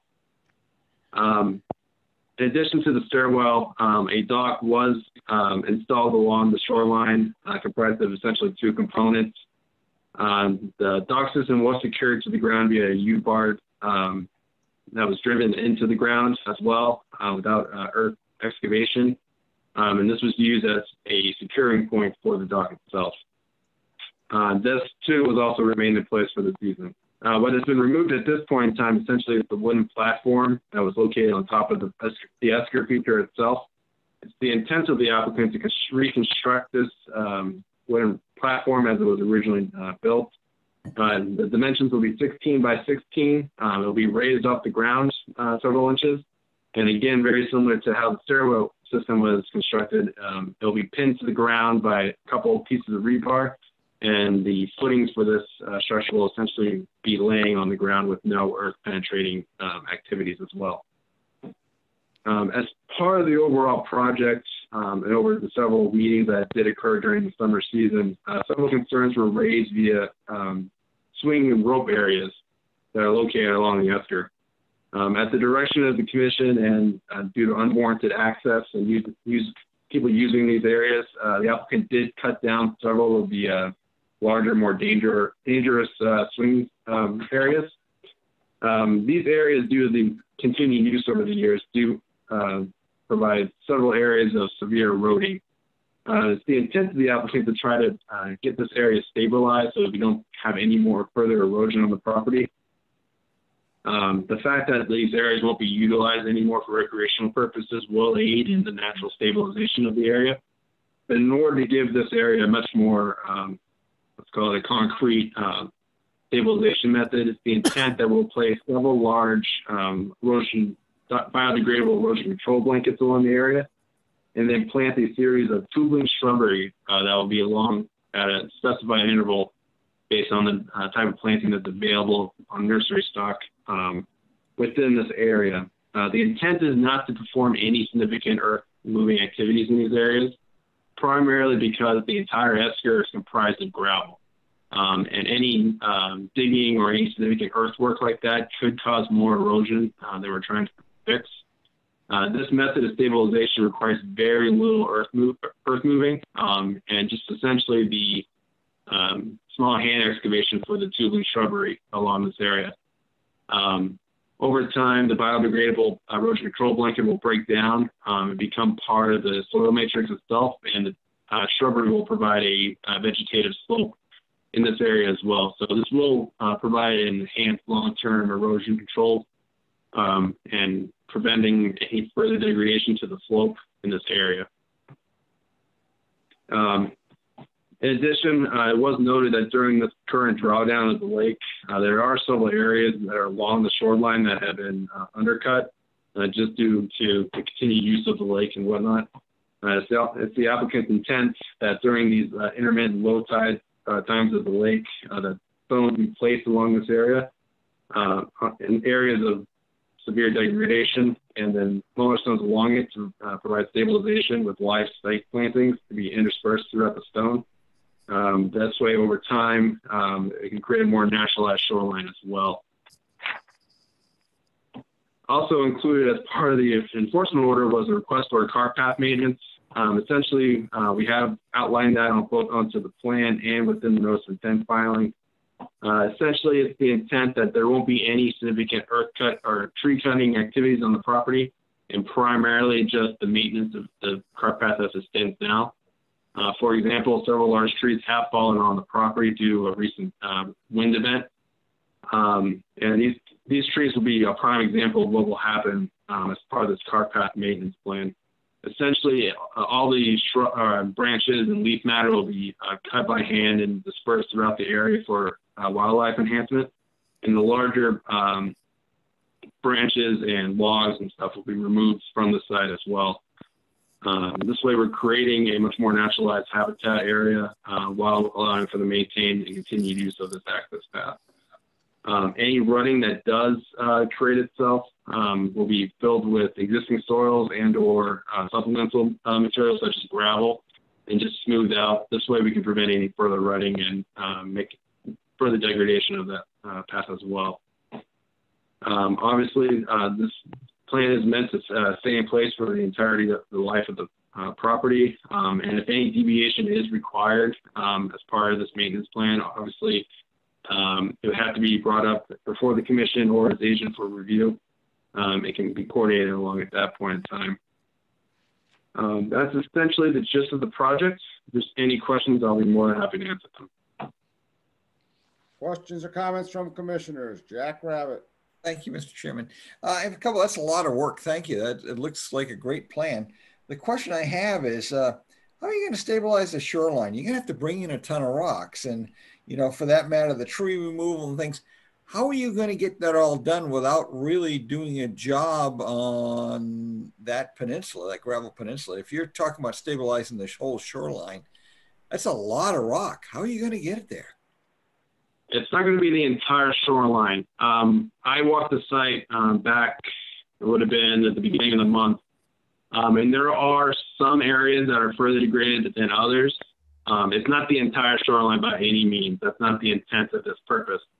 The shoreline remediation is intended to be more along the lines of as needed. There's certain areas that have experienced more erosion than others, and it's our intent that those areas will be fixed by hand, be it the large stones we brought onto the property in order to fill in these areas so that the shoreline doesn't go any further. If the commission would like, prior to any work being done, we can review this with the commission and or its agent, just to make sure that we're all on the same page of what area is being remediated at this point in time. That way there's no confusion. The only issue is that we can't show it on a plan because these areas are very interspersed, and just due to the natural, life of a lake, regardless of its recreational uses, it changes over time. So that's our intent behind it, not to do the entire shoreline, but to concentrate on areas that are experiencing more severe erosion than others. Okay, and you were talking about bringing gravel in to essentially level that cart path. Is that what I heard? Maybe I didn't hear. No. It's the intent to leave the cart path as it is now. The gravel would be only utilized if severe rutting were to form along that cart path by its use. It would be very small. It's the intent to capture or get a hold of these ruts before they degrade to significant erosion issues on the property. So the gravel is more as a fix during the course of its life than anything else. We're not going to be re-graveling everything. It's only to fix the ruts that do form with its use. And your intent is to remove a tree that's in the lake. Is that correct? Yes. One of the trees that did fall into the lake was from that recent windstorm we had back in October. We did provide pictures showing that area. It's located within actually the swing area designated as number 2. So this area will be kind of utilizing 2 features of the site. One, the slope stabilization method, and also the maintenance plan, removing the tree, cutting it by hand, getting all the logs and stuff out of the lake, and all the brush also, and dispersing that throughout the area for wildlife enhancement. Anything else, Jack?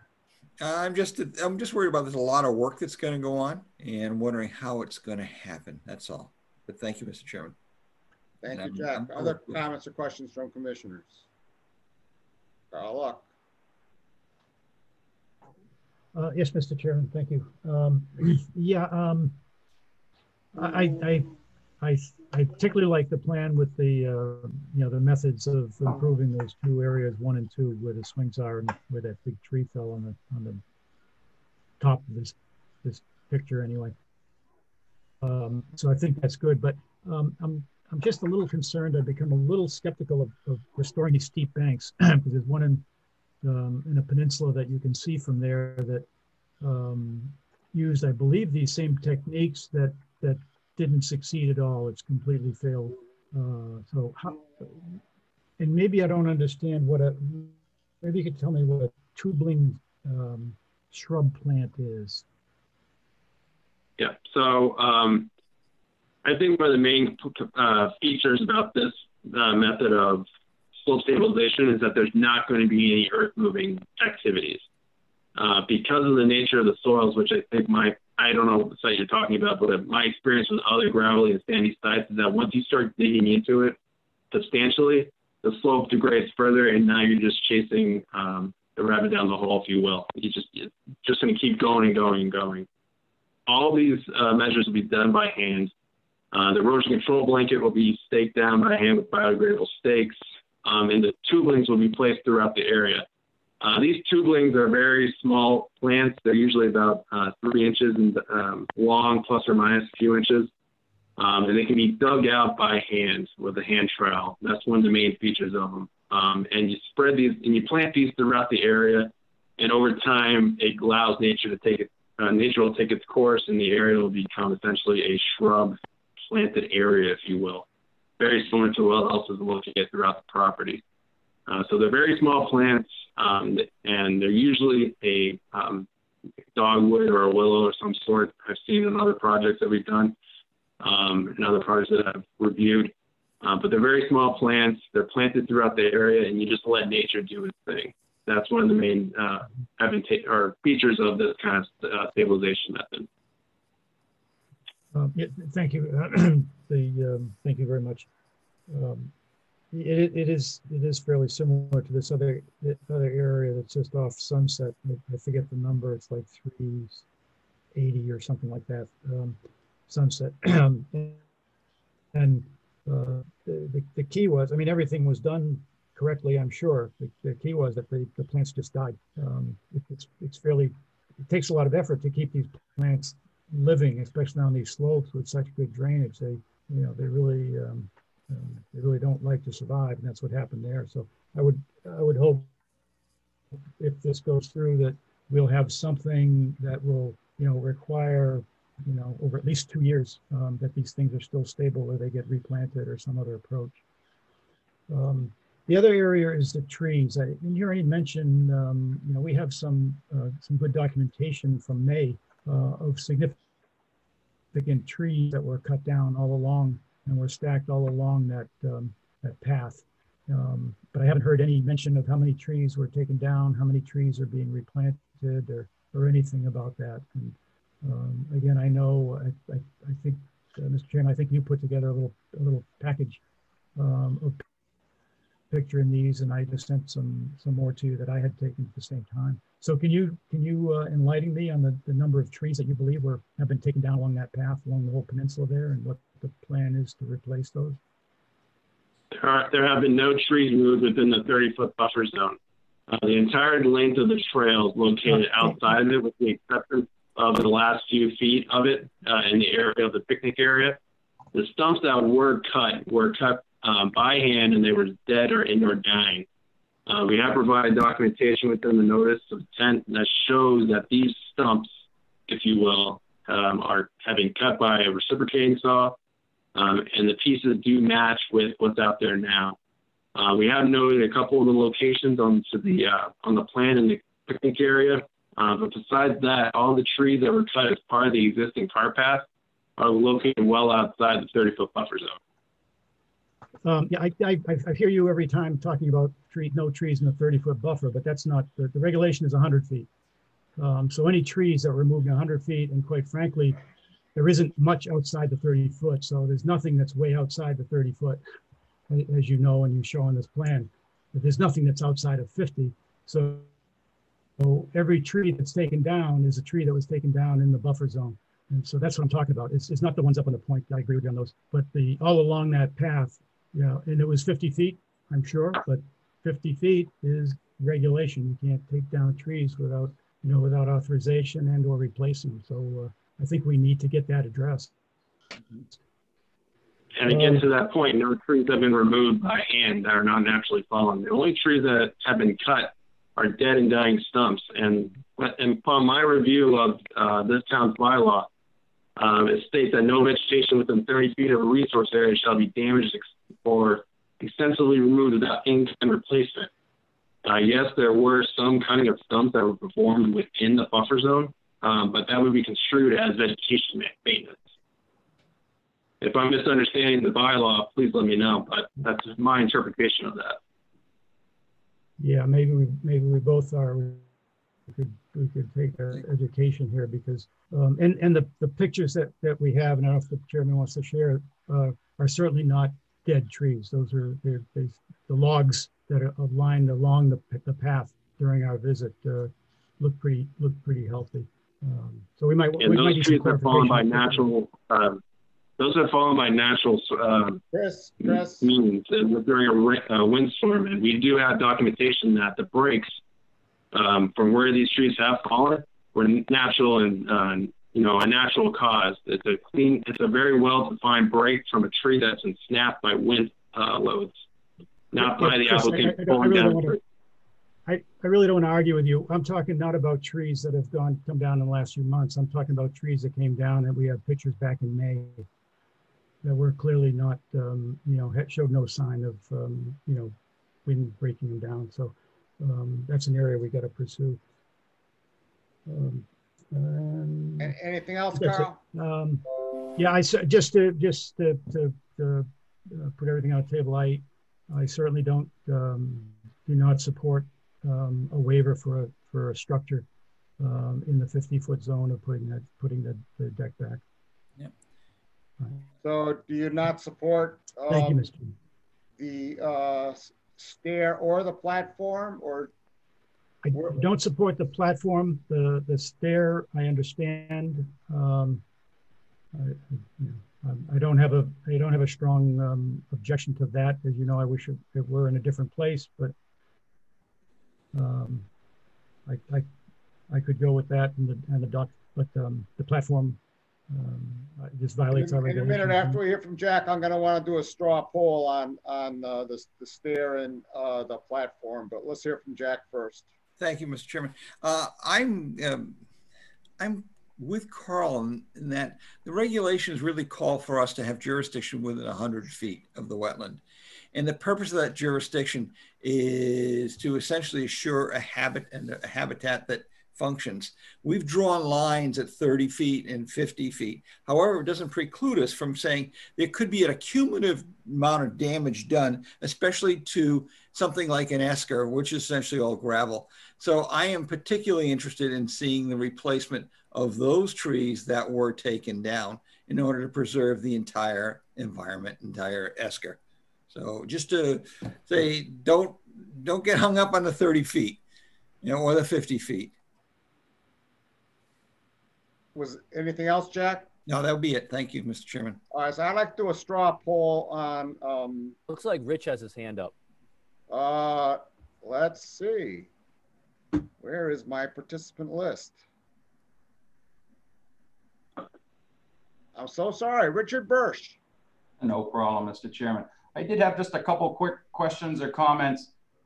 Chris, do you have a call out for the width of the cart path that's going to be maintained?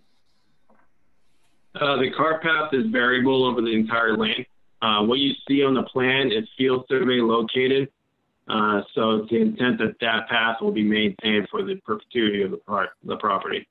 All right. So it'd be very difficult for me to Mr. Chair, that we maintain the cart path to a width of 5 feet or 60 inches and no wider.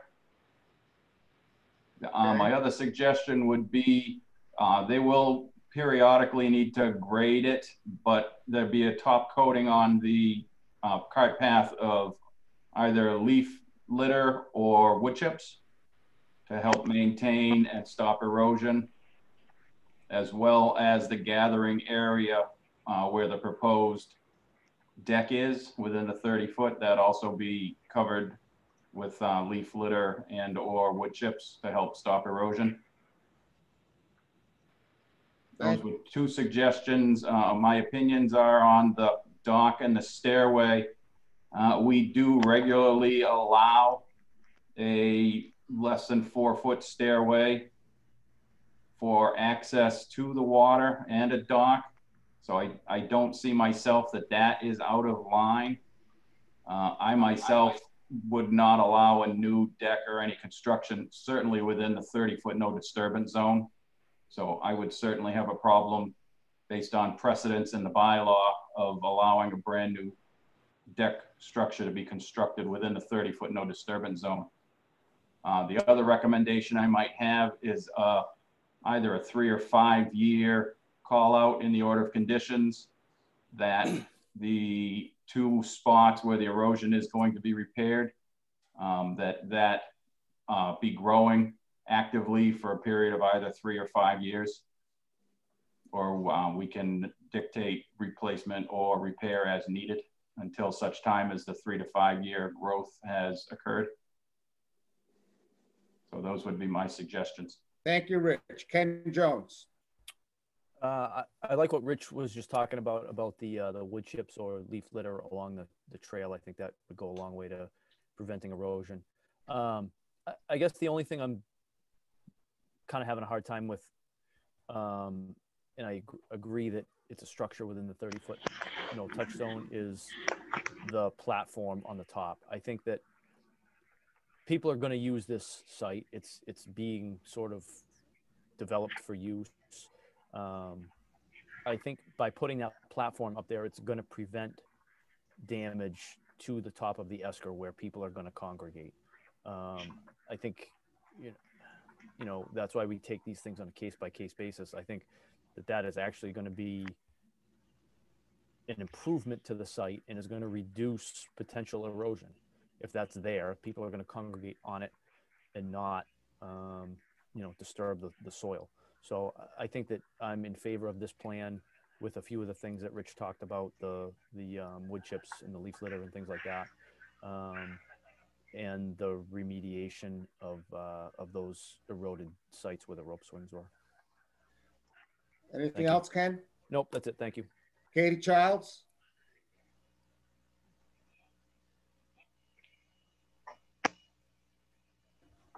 Katie. She's muted. All of a sudden, I can't unmute myself. Do you mind coming back to me? I have to. I have to plug in my laptop. Do you mind coming back to me? Go ahead. Carl, what's your position on the dock, the stairs, and the platform? The dock and the stairs, I agree with Richard. We have allowed that in several cases. So I'm okay with that. I am not in favor of the platform. Thank you. Jack Rabbit. I too am not in favor of the platform, and I do appreciate the suggestion. Wood chips would be working great. I'm assuming that the fire pit is not digging into the esker. It's sitting atop, and that'd be fine by me. And again, the not to exceed, what was that, 60 inches, Rich? Or something, 4 feet, 5 feet? That was my recommendation. I think most ATVs are about 4 feet wide, so 60 inches gives you a little bit of space on each side. I would go along with that.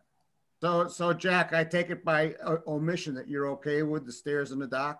Yes, excuse me, Bob, absolutely. Thank you. Katie, you ready yet? Yeah, I'm ready. I am in favor of the stairs and the dock, but not of the platform. Okay. And I'm in favor of the dock and the stairs. I hear Ken's argument that the platform would prevent erosion loud and clear. But I think about the people we've told that they can't have a tree house. I think about the person on Lake Shirley who we just had them take out a platform, in the middle of their lawn. And I don't see how we can allow the platform. Chris, I would say to you, when we went there in May, I took and I produced a document that showed trees cut down all along the entire length of the top of the esker. However, some of those were, now that we have a survey plan, some of those were not within our jurisdiction. Some of those were not within, and I think almost all of them were not within the 30-foot no disturbance zone.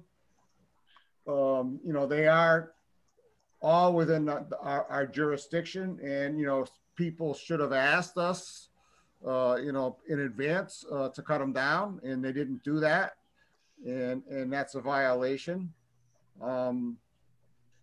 But I'm not sure this is a growing forest, and I'm not sure what we're going to gain by planting more trees on this entirely treed peninsula, other than in the areas where they have erosion. To me, your efforts, I mean, we have no, the areas of erosion are due to where the historical rope swings were. You're volunteering, or you're offering to take and remediate those. And in my mind, that's sufficient. You said that in the NOI that you documented that those two cut stumps that were in the 30-foot no disturbance were just that, stumps. And I suppose we could call it, that is on the cloud. If people call that up, it's in the NOI, and there's pictures in there. But that's where I stand. Anybody else on the commission have further comments or questions on this application?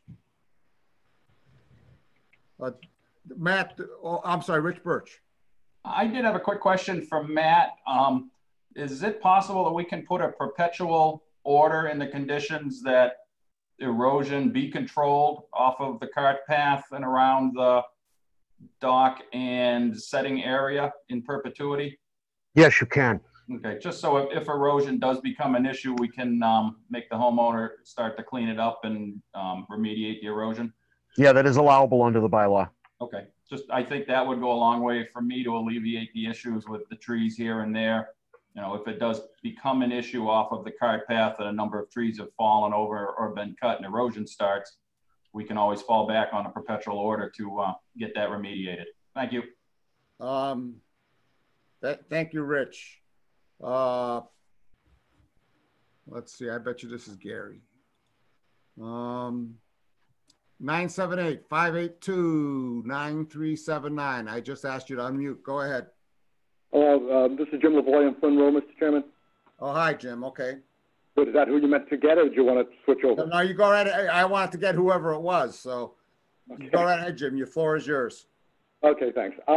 Yeah, I got involved in this back in May because I was just shocked that somebody was putting anything on any of these eskers. I've got 150 feet of high banking on my property, and for 35 years, I have struggled to keep it from eroding away. I have put up a fence to keep the beaver from chewing away the trees. I put ivy to try to grow down the bank in. I've put natural barriers on the top to keep people from walking near the edge, to keep it from breaking away. And then I still lose it because the lake is overused. The boats are too big, the waves are too high, and they get worse every year. And so I was shocked, frankly, when I saw someone putting something up there, and I contacted Conservation. I was told that a notice of a violation had been issued, so I thought that was the end of the issue. That didn't do it. Then I went to a notice of enforcement, and I thought that was the end of it, and that wasn't. Then it went through meeting upon meeting. We had different people come and speak to the commission, but nobody ever really talked about or dealt with the fact that I don't believe that anything should be put on these eskers that entices people to come down to the very end of them. I mean, if you go to Walden Pond, they didn't put the parking lot on the pond side. They put it across the street so that people would walk over to where the beautiful land is.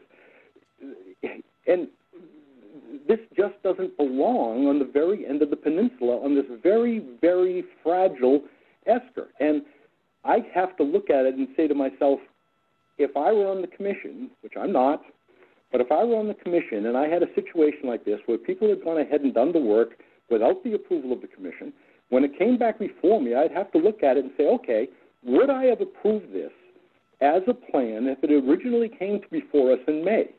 And in May, they would have come before you and said that they were going to access this piece of property, skip over the only part of the esker that has any width of about 100 and some odd feet, skip over that, cut down whatever trees are necessary to open up the path to go 900 feet down the esker, so that anybody who wants to use the recreational facility that he has built there has to come 900 feet down the esker. And then on top of that, the dock that was put in is not being used as a conventional dock. As it says in one of the proponents' emails, they're using it as a meeting place, which means boats are coming constantly and leaving constantly. I don't think I've seen a boat the entire summer that stayed there more than an hour or 2 hours.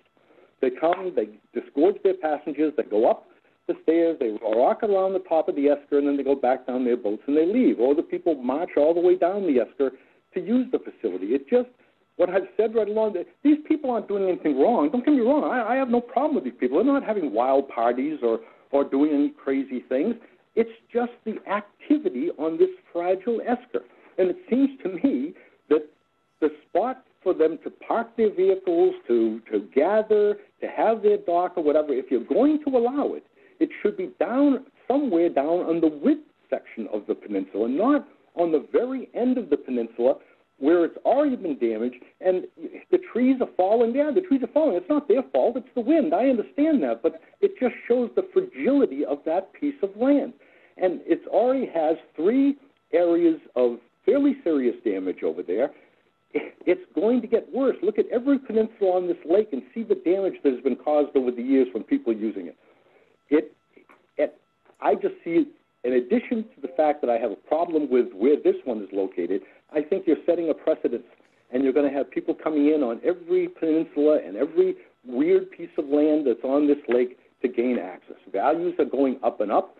People are trying to find ways to get on lake property, and I understand that. That's why I'm on the lake. I love the lake. I love being on the lake. But they're going to come to you, and you're not going to have a position to go to because you've approved it before, and you're going to have more and more of these. So the commission can do whatever the commission wants to do, but I really, really think you're making mistakes. Certainly as far as the deck is concerned, I think that's just insanity. As far as the stairs and the dock is concerned, as I said, you're going to do what you want to do, but I see problems for the lake. I see a lot of parts of the beautiful Lake Shirley not being so beautiful anymore. But thank you very much, Mr. Chairman. Thank you for listening. Thank you, Jim. Are there any other comments or questions from the public? Matt, do we have a DEP number for this? Oh, no, he's not muted. Matt, do we have a DEP number for this?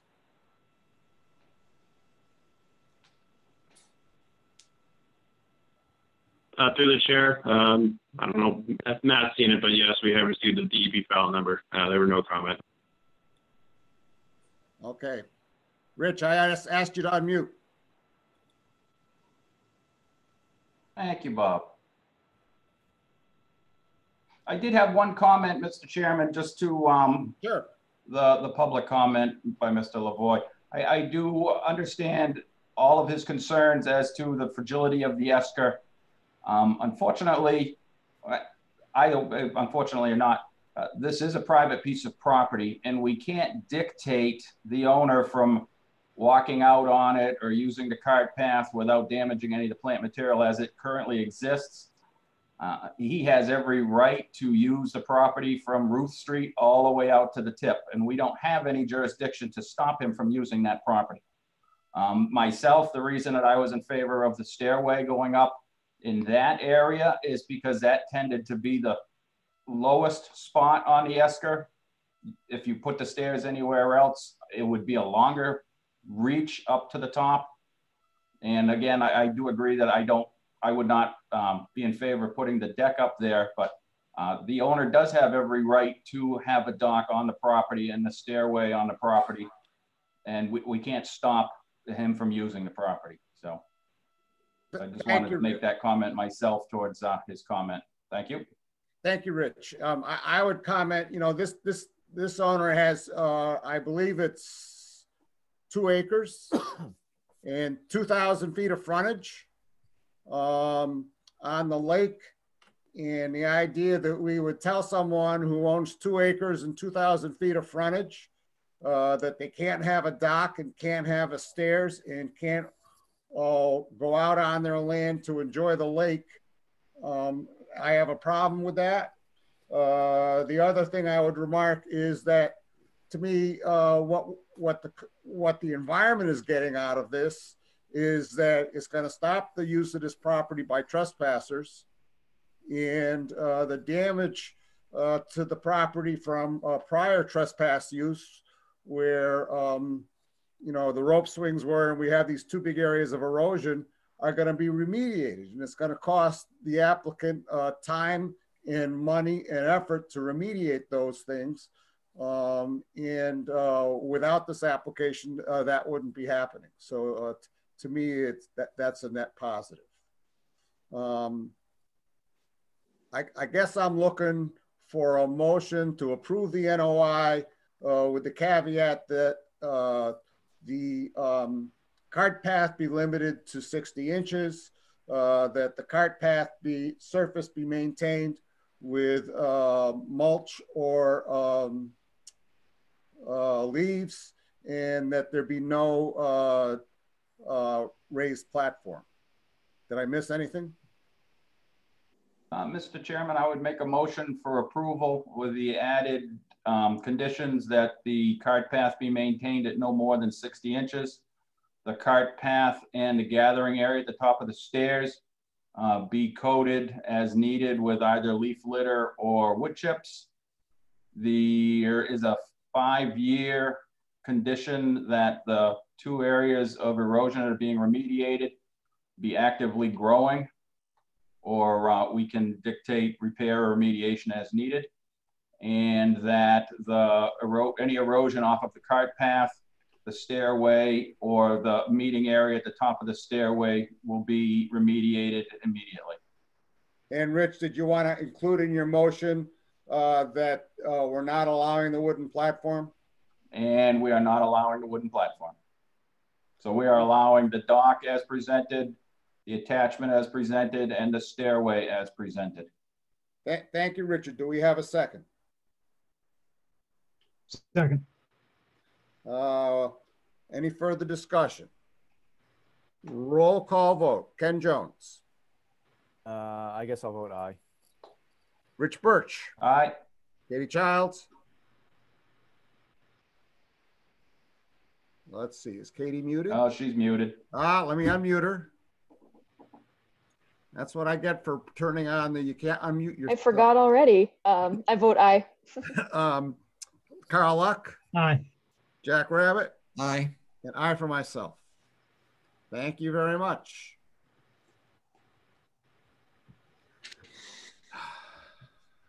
Continued. Pursuant to the Town of Lunenburg Wetlands Protection Municipal Bylaw, a public hearing on a request for determination by Dan Dugas for work at 60 South Row Road.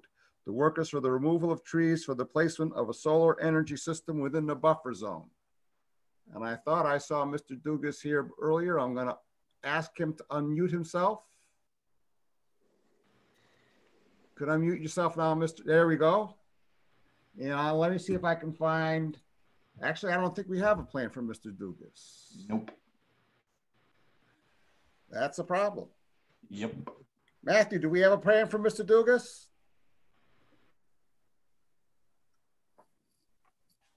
Matt?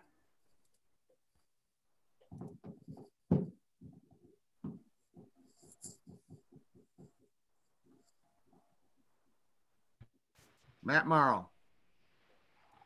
I didn't see a plan for Mr. Dugas in the cloud. Did anyone else see one? No, I looked. I did not, Bob. No. file a plan.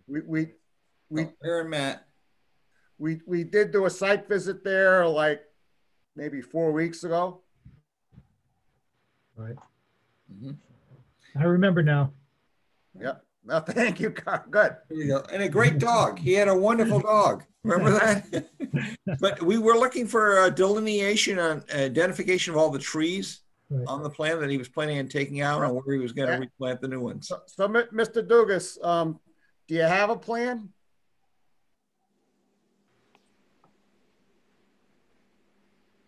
Mr. Dugas, you're not muted. Could you speak, please? And Matt's not answering his cell phone. Hello? Can you? Somebody's talking. I can't hear who though. Very quietly, yeah. I like Matt. I can't hear Matt, and I can't hear. Can you Mr. guys hear me now? Barely. Right. All right, hold on a second. Let me try to correct this.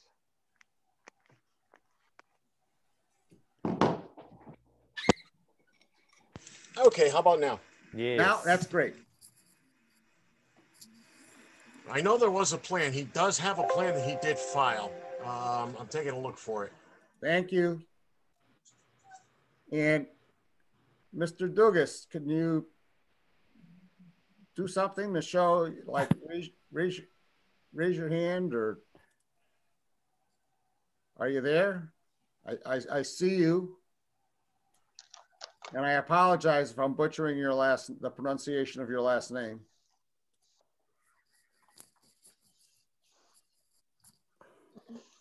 There's a mirror, yeah.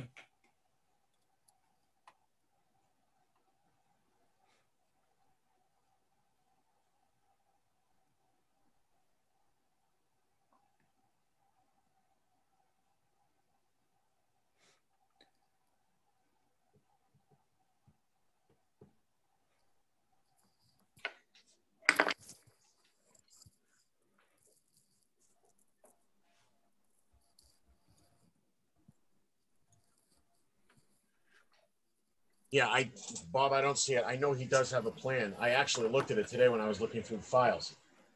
Well, I mean, I see Mr. Dugas online, but he's not, and he's unmuted.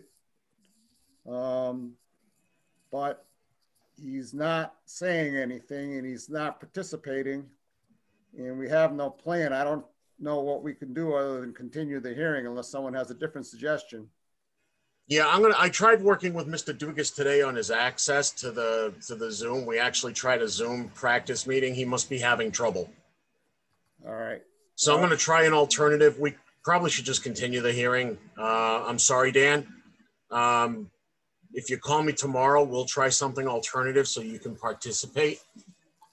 And Matt, we need a plan on the cloud too. Yeah, I have a plan. For some reason it just didn't get to the cloud. I'll make sure it's on the cloud. Okay. But there is an actual plan. It's an actual like blueprint that he drew the trees on to scale. Yeah, it was actually well done. I remember seeing it when we were on the site visit. So, all right, I'm looking for a motion to continue. So moved. December 2nd. So moved. Mr. Chair, I don't know if we Well, just I want to make sure that the plan, that when we get the plan, it's the plan we want. So the plan would have not only the trees to be removed, but the trees location and type to be replanted. I want to make sure that's clear. Thank you, Carl. Carl, was that a second? That's a second. Thank you. Ken Jones. Aye. Rich Bursch. Aye. Katie Childs. Aye. Carl Luck. Aye. Jack Rabbit. Aye. And aye for myself. Pursuant to the Town of Lunenburg Wetlands Protection Municipal Bylaw, a public hearing on a request for determination by Stanley Heltowski for work at 29 Fire Road 10. The work is for the removal of trees within the buffer zone. Stanley, let me tell you. You can unmute yourself now, Stanley. Okay, got it. All right. Good evening, Bob. Hi. Okay, I'm continuing from the last meeting. on the 3 trees I want to take down. Yep. And I submitted another plan that you requested. And do we have that, Matt? And is it on the cloud? And can I call it up? Let's see.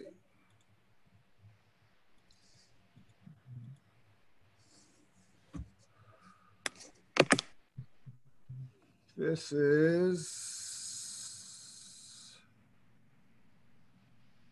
29 Fire Road 10. I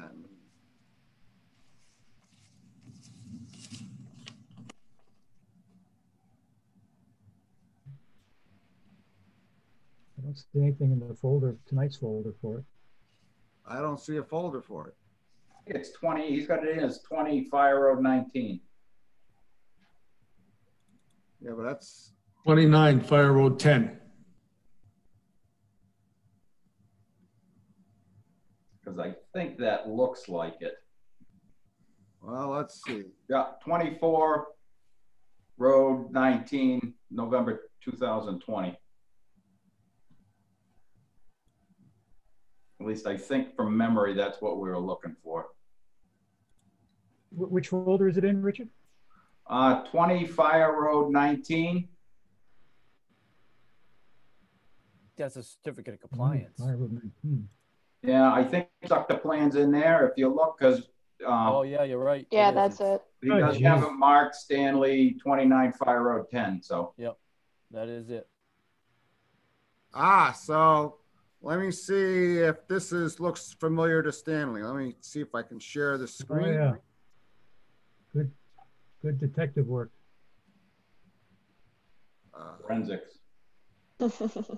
Hey, Bob. Yes. Matt says he's muted and you need to unmute him. Okay. Maybe we're going to give up on this muting of people.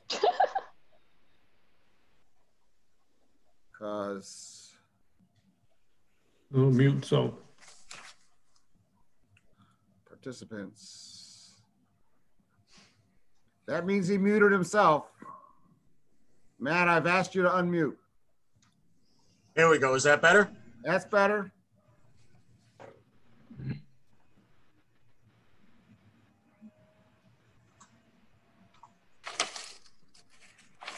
So Stanley, did I successfully share the right plan onto the screen or no? Yes. All right. So tell us about what you're doing here. And Okay, basically, the board came out, a few of you, and there's 3 pine trees, 2 of them leaning heavily towards the house. Yep. And the third one, I want to take down also because the top is broken off from the ice storm 10 years ago. And one of the other branches is broken off, and the tree is basically dying. There's ants in it, and eventually they have to be taken down or it would fall down.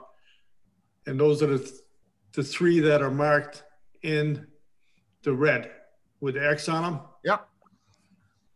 And the blue trees, the blue dots are trees to be replanted. Yep. You know, I want to plant them, maples. Yep. And also that the blue shoreline, the 74 feet of wall, well, it isn't going to be wall. It's going to be just river stone. There's nothing there right now, and it's undercutting the turf and just washing into the lake. And I want to save it before it washes up to the existing wall. Otherwise, I'll have a lot of beach frontage. So I want to replace that with 74 feet of it with Riverstone, or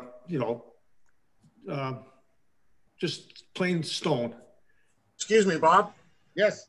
Just so you know, yeah, sorry about the mix-up on the files. I moved his correct file onto tonight's meeting folder.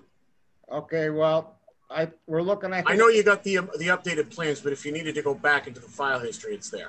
All right, thank you. Continue, Stanley. Oh, okay, and that's basically what I want to do is just take those 3 trees out, I know you looked at two of them, and Carl said something about the third one. It was leaning towards the water, not the house, like the other two. But the top of the tree is broken, and there's another branch, big branch leader that came off the other side. It's broken, and the tree is basically dying. I mean, and while we have the crane there to remove those other two, I'd like to remove that third one, and I will replant them with 3 new trees. And the wall, basically just a line of shoreline with loose river stone. So we won't erode anymore. Thank you, Stan. My recollection was that we wanted a plan at the last meeting that took and showed the location of the trees, showed the location of the river stone, that straightened out the length of the shoreline because there was conflicting information, and showed the distance of the shoreline off of the wall. Existing, yes. So are there any questions or comments from commissioners? Mr. Chairman? Oh, Jack. I'm sorry, I'm okay. Yeah, just a question. We're replacing 3 trees, but those trees were pretty big. The diameters were pretty significant. And I'm seeing that we only are like putting in 3 trees. And they're going to be probably quite a bit smaller than what the ones I saw on the property. So with suggestion that perhaps we follow our regulations and call for a few more to be put out there. Well, my lot isn't real, large. Yeah, I know.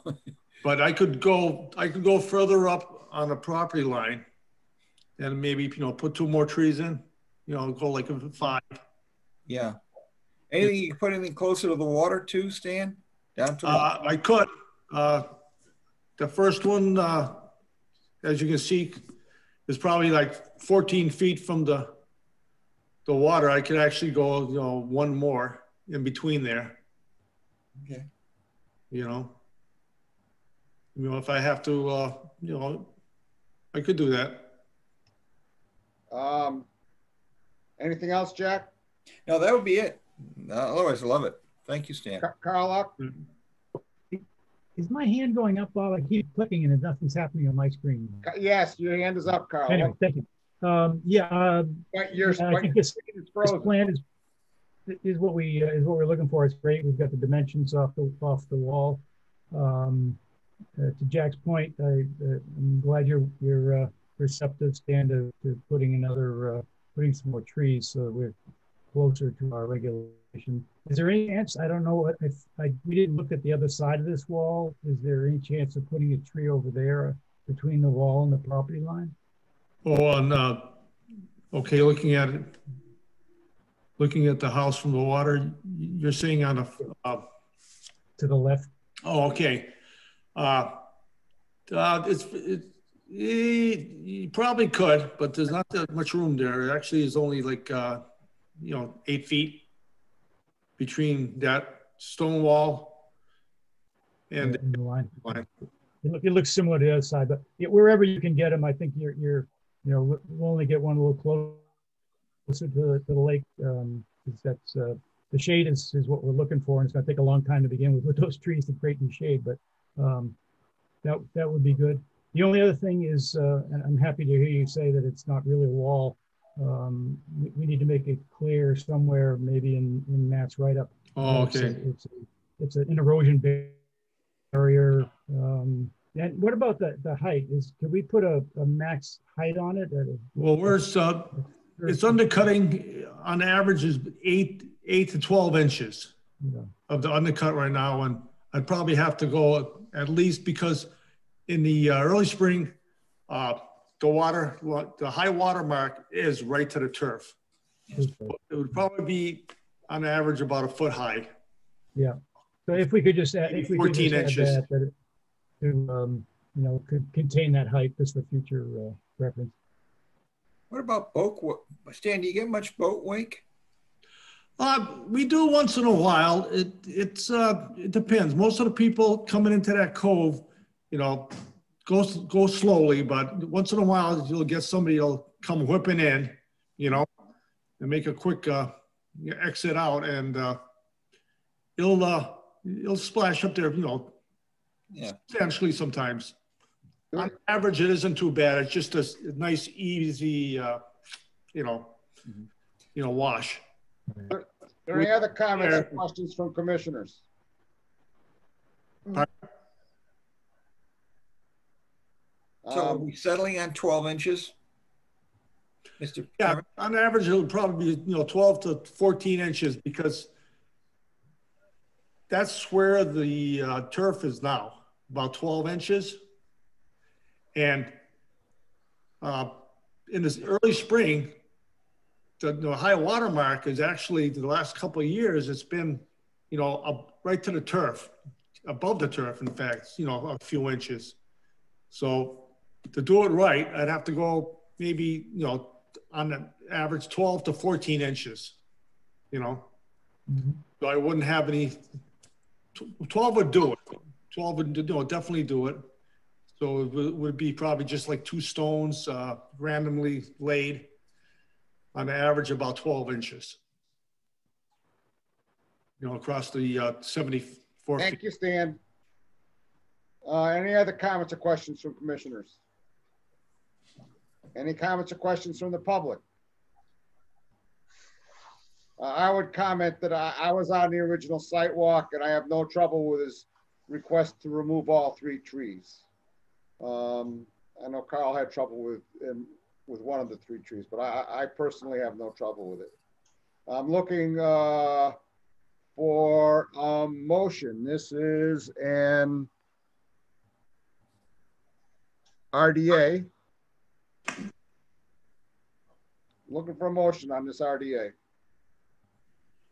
Mr. Chairman, I make a motion that we give this a negative determination with the conditions that that there be on lot 3 additional trees added, so that there's 2 per tree, and that with the goal of at least one of the additional trees being closer to the lake, and that the wall. Okay, Carl, you're breaking up. I'm going to repeat what you said to see if we got it right, if I have it right. Actually, we just lost Carl. I think he disagreed. He froze and then we lost. I'm looking for somebody else to make a motion. Mr. Chair, I'd make a motion for a negative determination with the added clause that we have 6 trees replacing the 3 trees being taken out, with one more tree being added to the lake side of the 3 being removed. I would also add that we're going to approve the installation of 12 inches of stone armoring to be no further out into the lake than the edge of the grass is now, as marked on the plan. All right, do we have a second? Second. Any further discussion? Roll call vote. Ken Jones. Aye. Rich Bursch. Aye. Katie Childs. Aye. Jack Rabbit. Aye. And I for myself. So Stan, you're all set. Okay, so do I get a hold of Matt about getting the paperwork so I can, because the tree guy is probably going to be, he gave me like 2 weeks ago. So it could be any time he could be showing up to take the trees down. Well, give Matt a call in the morning and away you go. Okay. No, but there is some paperwork that has to come through, but give Matt a call. Okay. Thank you. Okay, thank you. Good job, Stan. Good job. Good night. Night. Hey, Bob. Happy Thanksgiving. Thanks, Matthew. you too, Stan. Bob? Yep. Before you go on to the next hearing, I forwarded it to you guys. He did get his DEP number for this next meeting. The other 2 are going to be continued for still lack of a DEP number and lack of survey. But I'm going to have to sign off in about 15 minutes. So I wanted to ask you guys under new business really quick, if it's okay. We had an Eagle Scout project with young Justin Bolsom, who did some work with establishing benches in the Robs Hill area. And we promised him a reimbursement of up to $1,000. I was wondering if we could have a revote to issue him a reimbursement for $495 out of the trust fund. And the second item was the signage. We had to have the signage remade for the Table Rock property. The bill on both signs is $751. I did not have enough money left over in the budget due to the other mailing we did to encumber the funds. So in speaking to Karen Bursch, I'm going to need a vote to be able to use the trust funds to pay those as well. Because with all the advertising we have, I'm not going to have much money left to encumber and transfer to this. So we've been doing a ton of advertising. Well, on the Eagle Scout, where was that? Where did that take place? Robs Hill. Robs Hill. And so you're asking for permission to pay for the Robs Hill out of what fund? The trust funds, any of the trust funds. What Karen does is she goes to the smallest trust fund first and uses that. And then when it's expired, she'll go to the next one, which is how we've been doing it. Okay. Any comments or questions from commissioners on Matt's requests? Mr. Chair, I was just inquiring as to why we had to remake the signs for the Table Rock Conservation Area.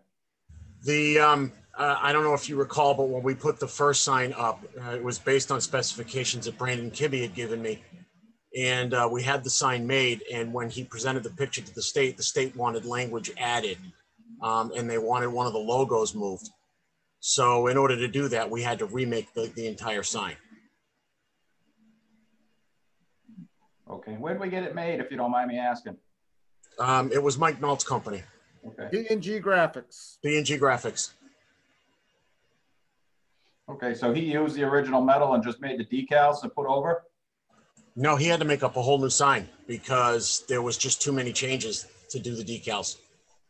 Okay. So we got two signs and 2 installations from him, which I thought was a pretty good buy. Okay. What language needed to be added? I'm sorry to belabor it. Well, I mean, there was one of the sentences didn't have apparently one of the agencies involved. Parks Commission is about the parks. Okay. We wanted the parks language and one of the logos they wanted added and moved over. They're very particular about their signs. Okay. Brandon thought he had the right specs, but turned out not to be. So I'm looking for a motion. Mr. Chair, is there any way to maybe split this with the Parks Department? Just where we're running low on funds at this point? I could ask. Okay. Not on the Eagle project. I could ask on the signs. On the signs. Yep. Okay. Why don't we take a motion on the Eagle thing? Yep. I make a motion that we fund the Eagle Scout project with proceeds from the trust funds. Second. For the sum of $475? Yes, for the sum of $475.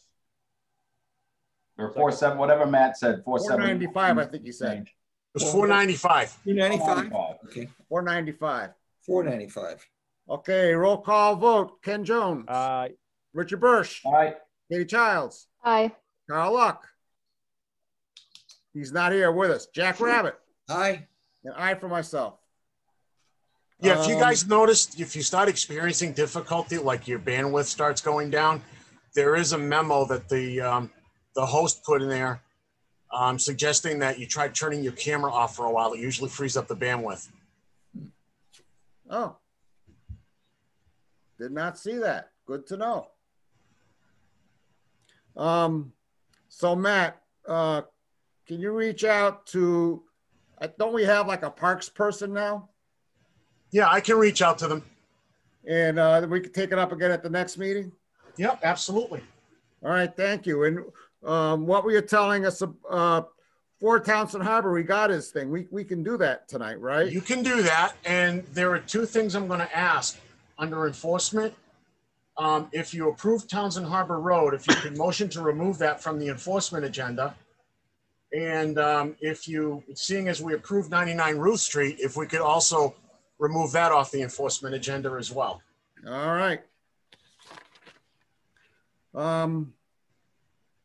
Really quick, the 90 Ruth Street, I sent out an enforcement notice for the addition of sand without coming to us. I don't know if there's anyone here for that tonight, but you can ask on that later. Okay. Yeah.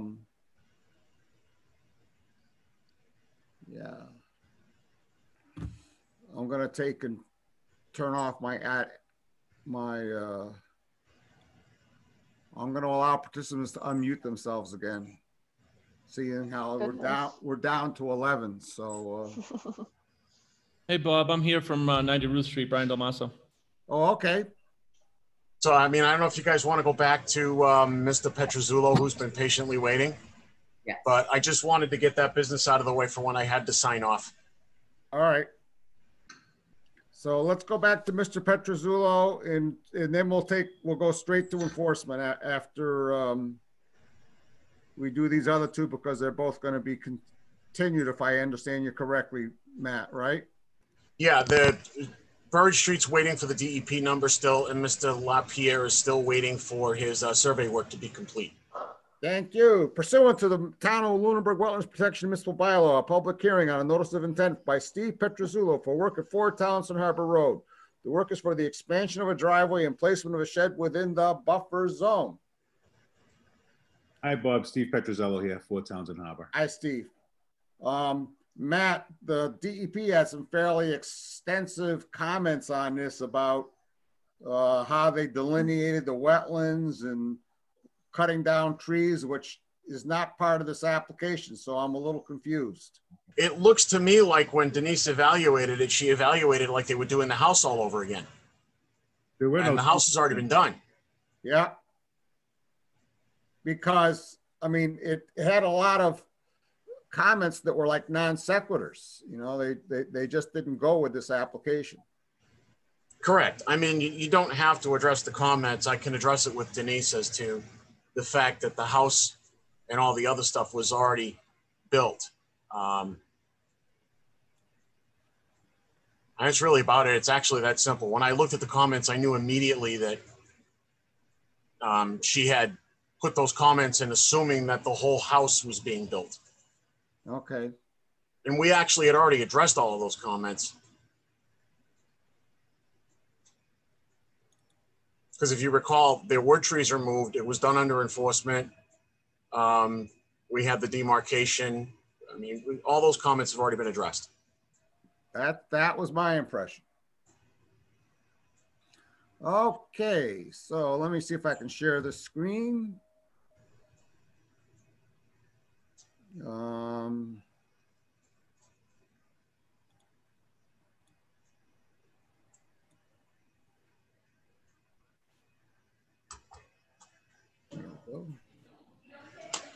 So, are there any comments or questions from commissioners? I don't think there's any new information here. We were just waiting for the DEP comments and the DEP number.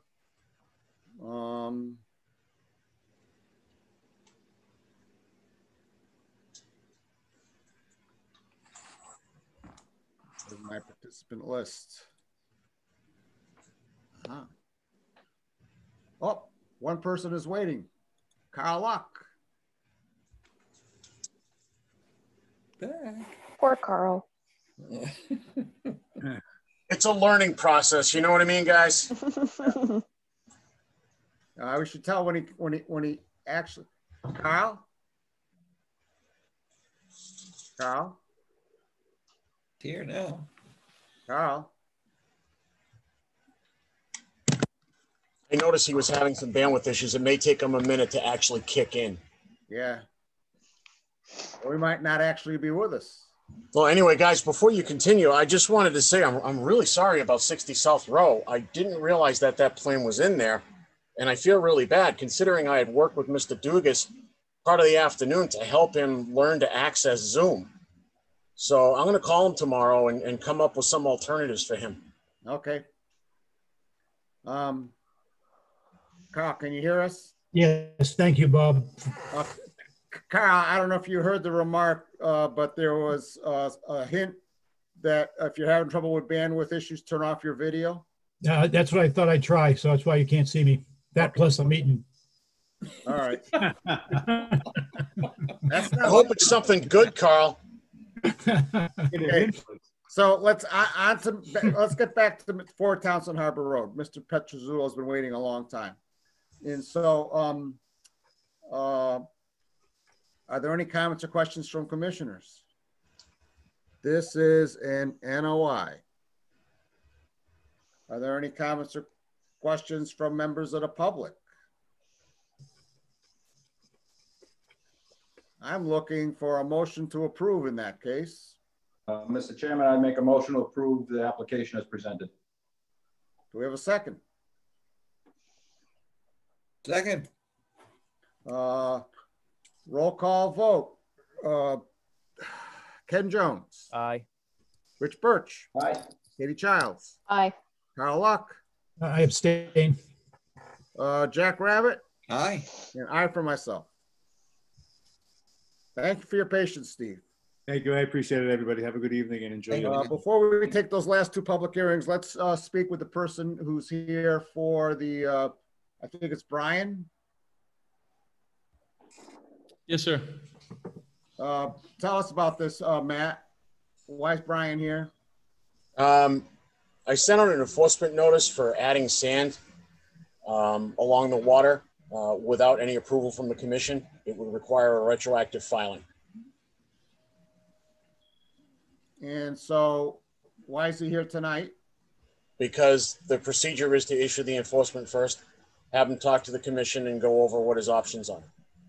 Okay, and so can you just, so did he add sand to an existing beach? Is that what he did?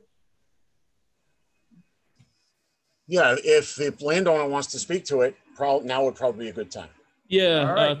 thank you for the commission for having me on. Yeah, I actually didn't add anything to the beach. We simply moved it because if you're familiar with the property, the boat traffic that goes by in this area is extremely fast and extremely causes a lot of wakes. So it pulls the beach, literally pulls it down the shoreline. And what it did is it took the beach from one area and relocated it over time, completely surrounding and around 2 of the docks that I have, making them to the point where they're so shallow you can't park a boat anymore.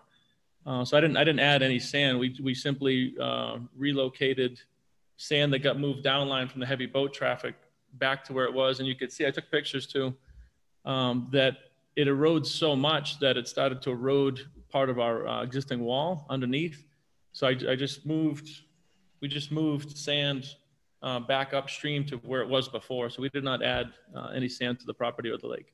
Okay, well, that's still going to require a retroactive filing because that's activity that would need to be approved by the commission. So my recommendation would be for, you pronounce it Del Maso, is that correct? Yes. Yes, okay. Sir. I'm sorry, I didn't want to butcher your name. No, everybody else does, so don't worry about it. So, you know, I mean, if the commission is amenable, he could contact me. We could work on a retroactive determination filing and have a scope of work. Perhaps it's something we may want to do some conditions on for maintenance. There are a lot of wakes in that area. I know I've stood there and heard them loud to the point where it actually startled me a couple of times, but I mean, it's something that needs to be for us. It's the traffic there. It's the deepest part of the lake from what I understand. And it seems to be where the people go the fastest coming down that strip. And it really just, it really lands all right in front of us. And so I would actually love the recommendation from the board as to what could be done. The previous homeowner, and I apologize for my ignorance, alluded to me that, you know, every 2 years he does this activity just because it washes down every year or two. They just kind of move it back. So I apologize for my ignorance and just doing that without notifying. We've had some issues with the previous homeowner. So, I mean, it is what it is at this point.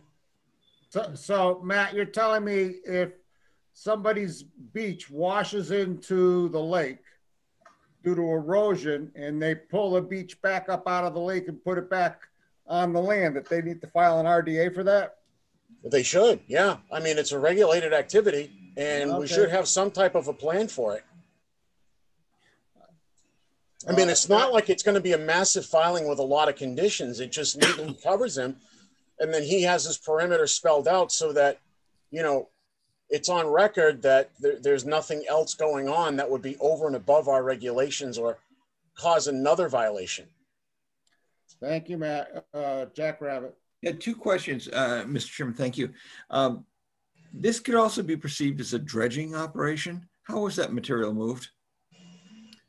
It was moved by hand and wheelbarrows and with a small bobcat, but we didn't get obviously in the water or anything like that. It was just on the beach. Anything that was near the water, we moved by hand and by wheelbarrows. We brought it up and around and then had the bobcat sort of grade the beach, if that makes sense. Yeah, sure. And so you did this during a drawdown?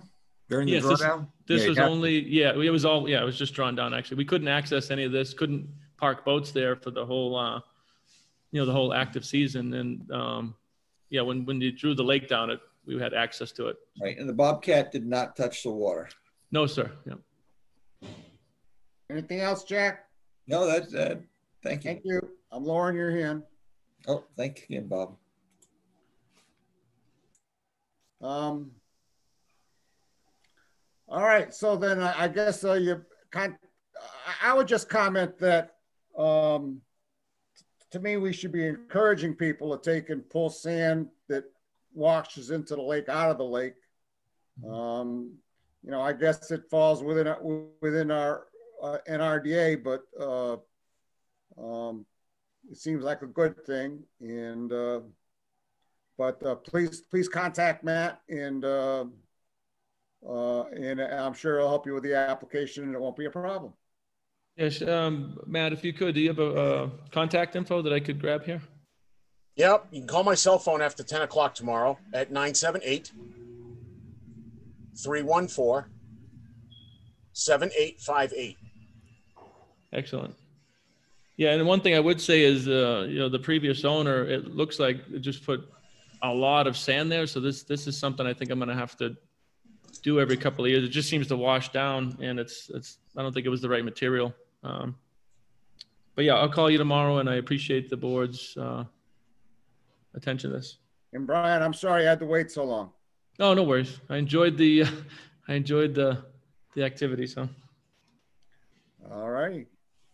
We're going to move on to our next public hearing. All right, guys, I got to sign off. Hey, Matt. Bye, Matt. Right. Hi, Matt. Jack, give me a call tomorrow. I'll go over the filing fee schedule with you. You asked about the checks earlier. Yeah, thank you. I just didn't understand that at all. Yeah, just give me a shout tomorrow. I'll go over it with you. I will. Thank you so much, Matt. All right, you're welcome, guys. Good night. Give Irene a big hug for us. I will. Thank you. Okay, thanks. All right, continue pursuant to the Town of Lunenburg Wetlands Protection Municipal Bylaws, a public hearing on a notice of intent by Curtis Nikitas for work at 232 Bursch Street. The work is for grading and construction of a stone wall within the buffer zone. I'm looking for a motion to continue till December 2nd. So moved. Do I have a second? Second. Roll call vote. Ken Jones. Aye. Rich Bursch. Aye. Katie Childs. Aye. Carl Luck. Aye. Jack Rabbit. Aye. And I for myself. Continued pursuant to Mass General Law, Chapter 131, Section 40 as amended, the Town of Lunenburg Wetlands Protection and Municipal Bylaws, a public hearing on a notice of intent by Jeff LaPierre for work at 1672 Mass Ave will be held. Work proposed is rebuild of an existing shed, grading an existing lawn, repair of a retaining wall, removal of a tree, and the repaving of a driveway with gravel. I'm looking for a motion to continue to December 2nd. So moved. Second. Roll call vote. Ken Jones. Aye. Rich Bursch. Aye. Katie Childs. Aye. Carl Luck. Aye. Jack Rabbit. Aye. And I for myself. Enforcement actions. Do we need a motion to take and remove 99 Ruth Street and 4 Townsend Harbor Road, or are we just gonna say, put it in the minutes that, we're asking Matt to remove those? Rich, do we need motion for that, or if we just? I don't see why the 99 Ruth Street is no longer in non-compliance, and for Townsend Harbor, we do because it was an enforcement order. Yep. So I'd make a motion that we consider 4 Townsend Harbor Road remediated and removed from enforcement status. Second. Roll call vote. Ken Jones. Aye. Rich Bursch. Aye. Katie Childs. Aye. Carl Luck. Aye. Jack Rabbit. Aye. And aye for myself. I would note that Matt told me in the middle of the week that the people on Fire Road 12 that paved part of town land and stuff have contacted him and are going to file a notice of intent with the intent to remove the pavement and so on and so forth. So we're making progress there.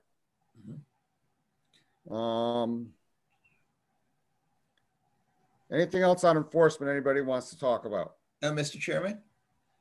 Jack. Thank you. There were two, based on the communications they put together, there was 192 Townsend and 44 Fire Road. There are 2 trespass issues. Yeah, 192 Townsend, the owner sent a handwritten letter saying that it had been that way for 60 years.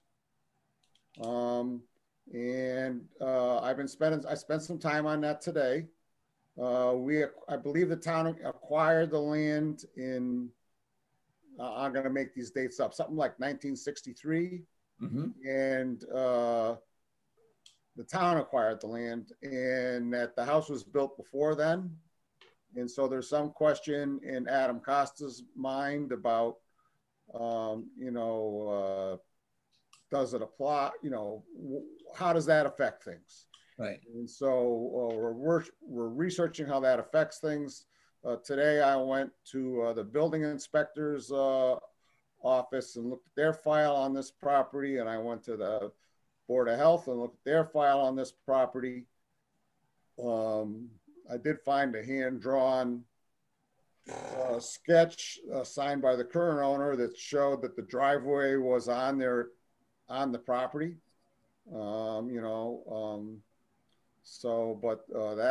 That's in process. Right. My impression was it was an issue of parking on the conservation land. The other point is no, Jack. They got their entire driveway. The wall to the left of the driveway. Right. Okay. Okay. They got a lamp over there. And then they got all kinds of stuff parked on there. Right. All on conservation land. There's more to it than just parking on. Okay. So I would suggest that you stay at that particular issue. Stay and on our list of things to keep an eye on. Bob? It will stay on our list of things to keep an eye on. Okay. But it's not really an enforcement action. It's more of a legal action. And I'll be continuing to bring it up every meeting. Okay, bless your heart. And the 44 Fire Road? What 44 Fire Road? It's Scott Benjamin. I don't know anything about that. That was in your communications document that you basically, I think that's where in the Lake Shirley they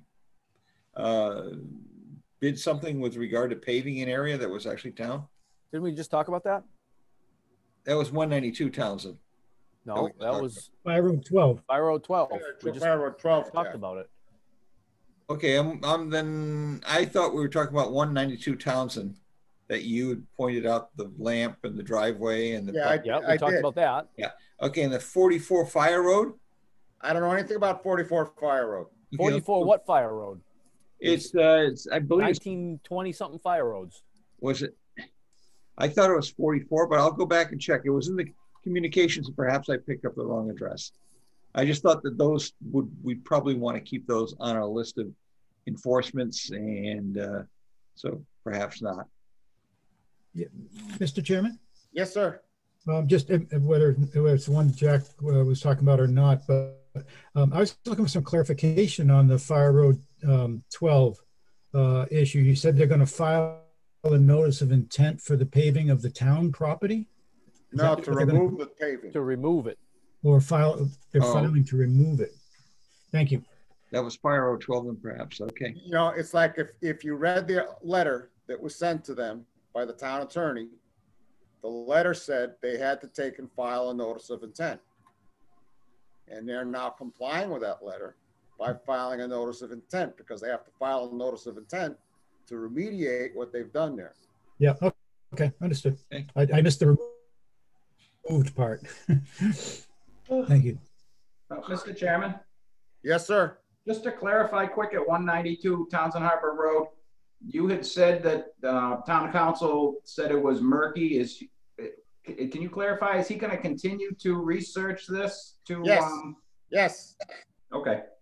Yes. Just wanted to make sure he was still working on this. So he's working on it to the extent that Matt and I, you know, continue to feed him with new information. And so, you know, we're going back to look at aerial photographs. And I'm researching, you know, what records they have in the town offices about when, if you look in the assessor's card takes and shows the date the house is built. Yep. The date the house is built predates the date that the abutting property was acquired by the town, you know, as part of the Cowdrey. And you know, if you cross-reference those two things, and so we have to figure out, you know, how, if at all, that affects this. And so, you know, Adam's a busy guy, and you know, if you want him to do something, you have to take and call it to his attention, you know. And not being an attorney, I might just recommend to him that we proceed as a trespass, and the trespasser be the one trying to prove that their driveway was there prior to 1960 whatever. Yep. I did grow up down there for 20 years, and I know it has expanded greatly from what it was in the late 90s and early 2000s. I concur with that. So, but I might recommend that perhaps he proceed as if we're the landowners and they've trespassed, and the liability is lays with them to prove they didn't. Yep. Thank you. Anything else on enforcement actions? We did approval of payments for Eagle Scout reimbursement and Table Rock signs. Discussion of land use policy. Last time, I got two things. Let me send out two emails. And I think you skipped over certificate of compliance. Oh no, I'm sorry. It's in two spots. Oh, is it? Yeah, you've got it down in administrator's determination, discuss land use policy. Yeah, well, I want to do land use policy now, if that's okay. That's fine. Jack Rabbit. Oh, we're talking about land use regs, right? Yes. Oh, I love it. Hey, section 2.15 with regard to tree stands. If we could, that the tree stand needed to be identified by the owner with a telephone. Wait, Jack. Let me call it up. Okay. And let's take and go through it from the beginning. But first, let me send you two emails. Let's see. Drafts.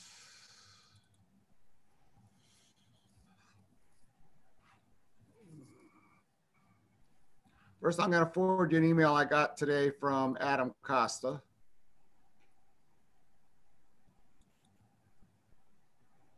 you sending those to everybody, Bob? I'm sorry, what? You sending those emails to everybody? Yes, I am.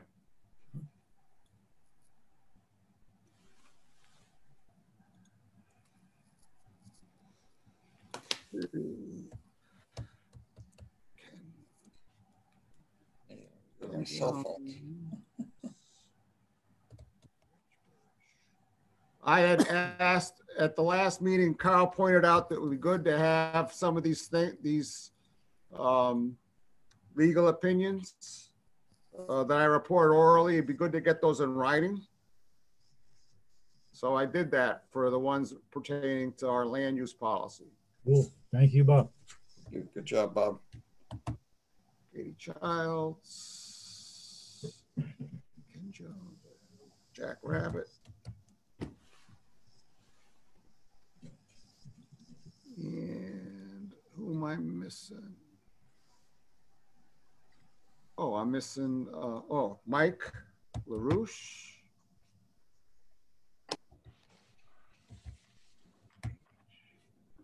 Mike LaRouche. And we'll also send it to Jeff, even though he's not here. Jeff Viviano.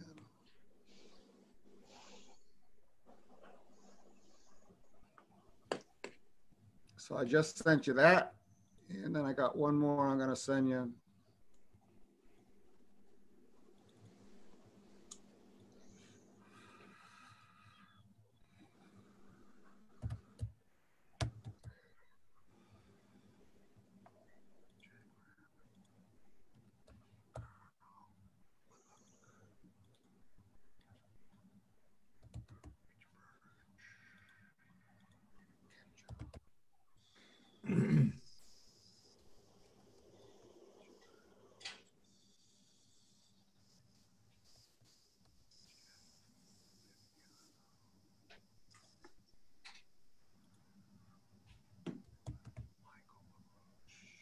Mike, I sent it to your Gmail account because it's what pops up in my box when I look for you.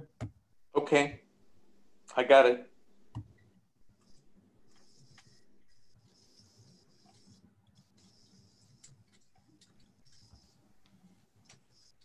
So what I'd like to do, rather than, I'd like to take and call up the draft that I sent out on the screen, and then go through it from the beginning and take everyone's comments and suggestions and criticisms in an organized fashion, if that's okay with everyone here. Share screen, here we go. That's the wrong thing.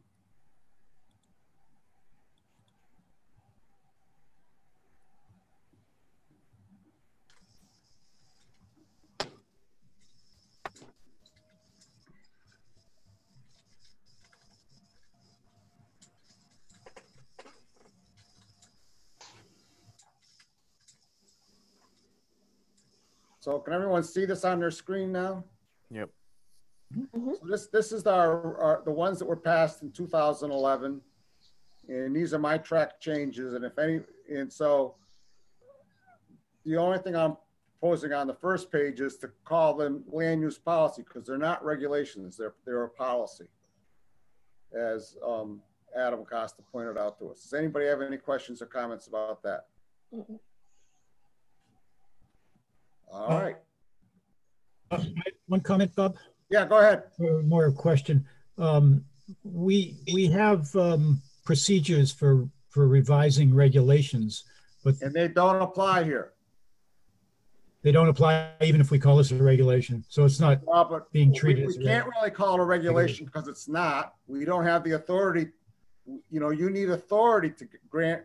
You know, Adam Costa explained that we don't really have the authority to call them regulations because we don't have that. No one has granted us that power. It's our policy, but it has the same impact as if it was regulations. Yeah. Neat. Did I address your question, Carl? Yes. So all our conservation regulations are not regulations, policies? No, land use. Oh, land use. Okay, excuse me. Okay. Land use. Right now, we call our land use policies land use regulations, but they're not really regulations. Oh, okay. Okay. And so this is our current set of allowed activities. We should get out of the way right away. It's right now, if you look at the if you look at the legal opinions from Adam Costa, if you read those, you know, he makes it clear that our present land use policy bans the use of firearms everywhere except, does not allow the use of firearms anywhere except for hunting hills. So I'd like to clarify, and there was some confusion about that. My personal approach to this would be, I'd like to clarify that is the case. Let's do how do you feel about that, Jack? The policy specific to hunting, or should we be allowing firearm use on conservation lands for hunting? Straw poll, Jack. Straw poll, I would say no. Ken? Yes, if this is just a straw poll and without a lot of further discussion, my initial gut feeling is to say that I would be in favor of hunting with firearms on town property with certain regulations and restrictions. Okay. Thank you, Ken. Katie? No. Rich? Yes, with a caveat. There are properties that we own that certainly are not conducive to discharge of firearms or hunting activities. I would certainly be in favor of hunting on certain portions of a certain size that buffer, say, like Pearl Hill Conservation Area or Townsend, where they have conservation land. I would not be in favor of it on, say, the Harris property or Hollis Road. So I am in favor of hunting. Also, I'd like to just add quick, and Matt has also stated this, when the policy was written, I'm not sure exactly how it got transcribed and then copies moved forward, but it was always the intent to allow hunting on the property and firearm use with the permission of the Board of Selectmen. So that was how it was initially intended to be written. Okay, thank you. Carl Luck. Yeah, I can see all kinds of complications we could have that would allow some hunting somewhere and some not, and what dates and all that. But at a first poll level, I think keep it simple, and I would go for no hunting. You know, and I obviously am not in favor of hunting with firearms. So I wasn't keeping track. It meant firearms. I thought the question was Ken was in favor. Rich was in favor. Who else was in favor? Anybody else?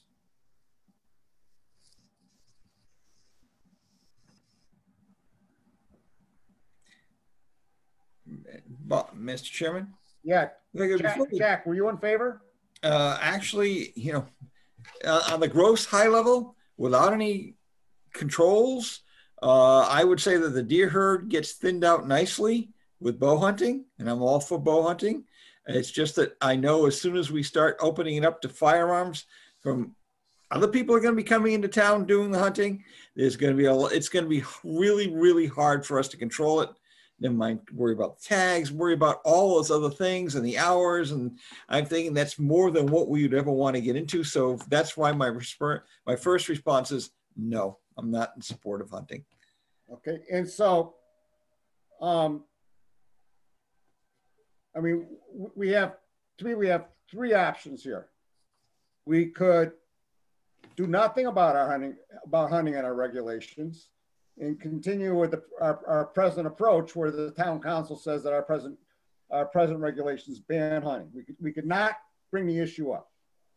Okay, we could take and clarify that our regulations, don't allow hunting, and that's the approach I took in this draft. Or we could change our regulations to allow hunting on certain lands. Can we go back 1 second though? Because sure. Everybody keeps saying hunting. We allow hunting. We allow bow hunting. So we bow need hunting. to clarify, and I'm just talking now, Ken, about firearms. Firearm hunting. All right. I think we need to be careful about how we talk about this, and say firearms and not hunting. I I'm- agree with that, Ken. Thank you, Ken. I am totally in favor of bow hunting. Okay. So, but we keep saying hunting, but we mean firearms. So we need to Yes. be careful about what we're saying. And so Ken, when you said, so you were saying that you are in favor of firearm hunting. Correct. With certain restrictions, like Richard talked about, certain pieces of property. Yeah. Certain circumstances. Yes. And Mr. Chairman, I also was meant firearms, not anything else. Yep. And I guess I just would like to add one quick caveat to that. A lot of our lands are currently used for hunting.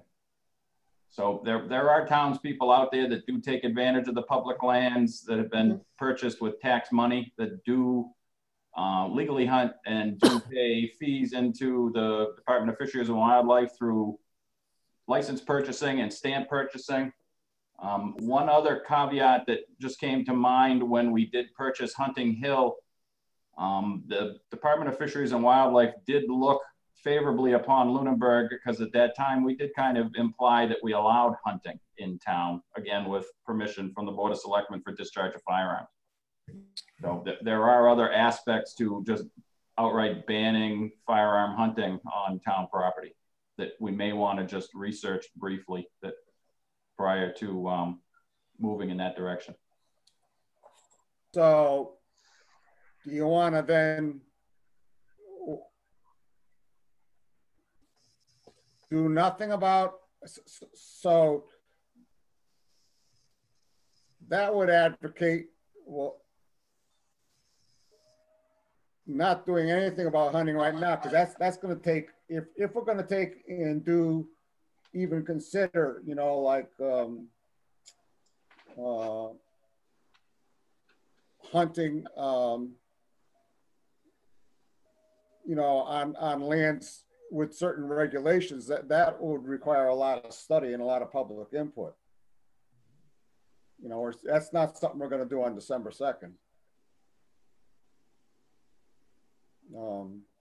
Plus, well, on December 2nd, I mean, we will have a meeting open to the public. Yep. And at that point, you know, we can see where the general public stands on hunting as well. I mean, if it is an overwhelming no discharge of firearms, which I do agree with, just indiscriminate target practice or anything of that nature on any of the properties. Yep. But legal hunting on certain properties large enough to maintain the activity. You know, if we on December 2nd have some members of the public that come in, we can then gauge the outcry in either direction. True that.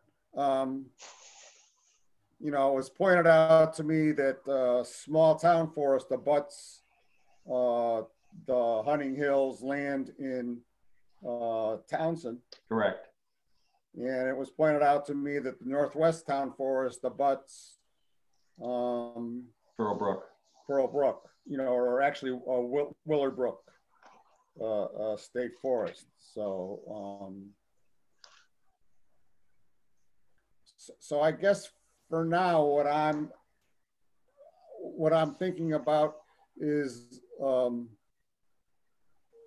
because we are advertising, Matt has prepared an advertisement that'll go in, I think this Friday's Lunenburg Ledger, and or maybe it's next Friday's, I think it's this Friday's, saying we're going to have a public hearing and a draft of the regulations or changes to the regulations will be available on the website.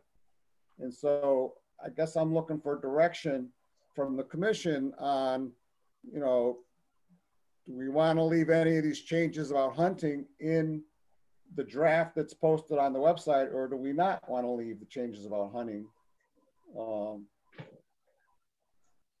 know, in the draft that's posted on the website for public convention, consumption and comment? Mr. Chairman? Yes, sir. If I could suggest that basically it's our policy not to allow hunting unless approved by the selectmen. You know, we're punting.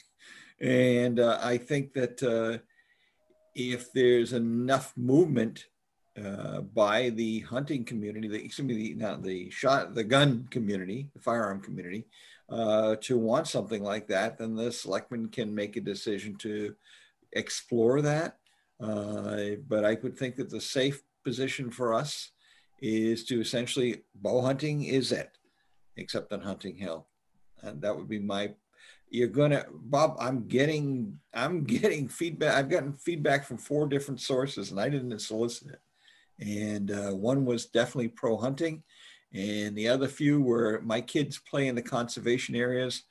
They don't know when it's hunting season and not. And then, how can I go back? Heck, we get in trouble enough as it is when we try to eliminate a couple of beavers. I mean, I think that we can only lose the support of a lot of the public that we depend on.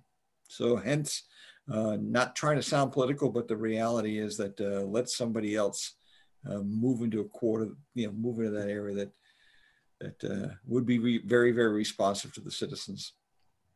Jack, I didn't know you had that, but never mind. Mr. Chair, I might add that perhaps we get a little input from the Lunenburg Police to see if there are, in fact, any complaints on record for hunting on the town properties.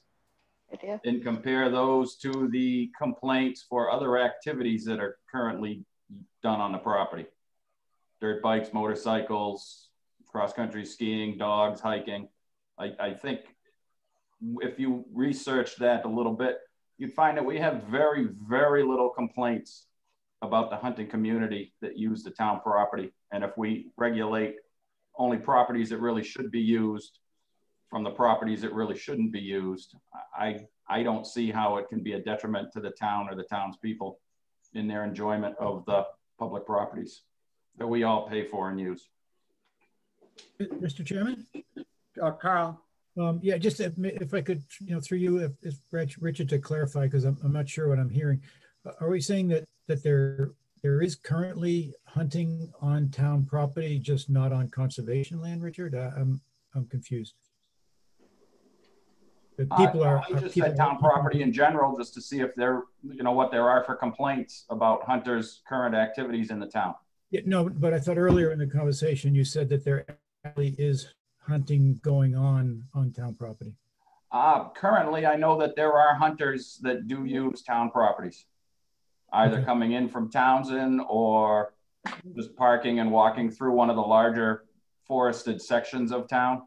Okay, so not but legal. I am aware of people that do use the property that aren't aware of any of the regulations in town, unfortunately. And I do try to educate them if I do come across them. I see. Okay, thank you, Richard. But it clearly people are hunting in town. Okay. Can I move on and ask people how they feel about adding geocaching as an allowed use in our conservation lands?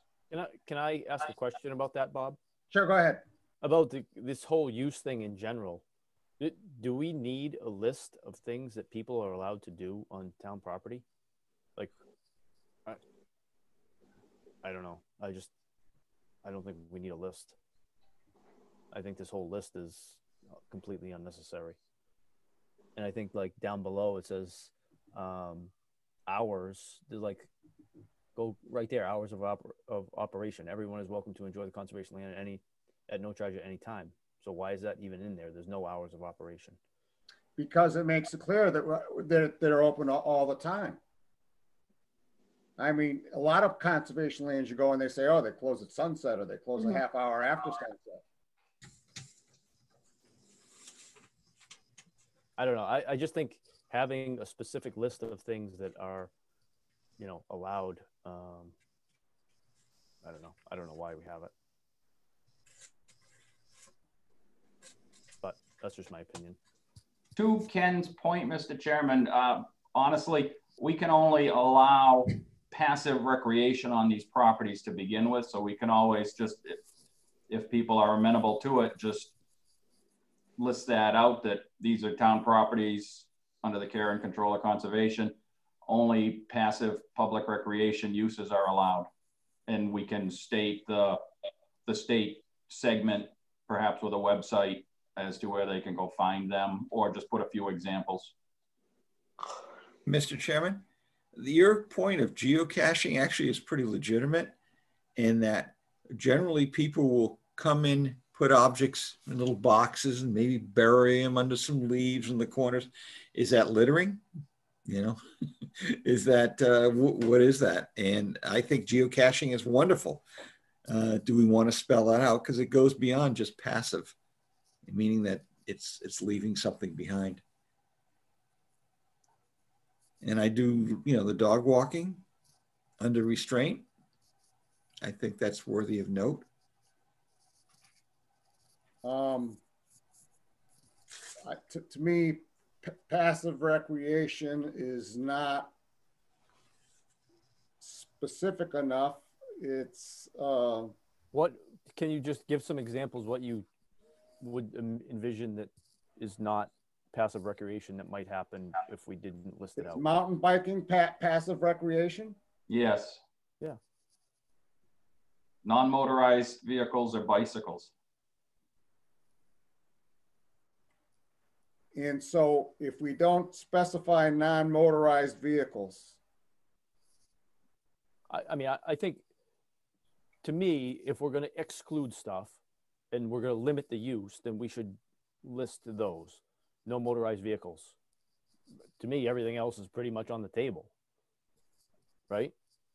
So instead of spelling out what we are allowing, why don't we spell out specifically what we're not allowing? Well, we do talk about motor vehicles farther down. I just think we're getting into the weeds here. If we're saying, all right, well, we're going to allow geocaching, but you know, down the road, something else is going to come along that somebody's saying is passive recreation. We're going to have to add that to the list. Why don't we just exclude things instead of having a giant long list? Hoverboarding is a problem. To you, maybe. Along that line, Mr. Chairman, there, you know, these things can trigger things. These things evolve. I mean, trail biking. I mean, the big thing with trail bikes now are electric assisted trail bikes. Right. There's an electric assist bike. Is that a motorbike? That is a motorized bike. What about fishing? I don't see fishing on the list. Can I go fishing on town property? Where? Mulpus Brook. No, I know. 18 places that the Mulpus Brook goes over town property. You know, I'm just. No, I'm throwing it out there. Like there are things on this, you know, that is passive recreation that aren't on the list. Mm-hmm. So to try to include everything, I don't think we need to.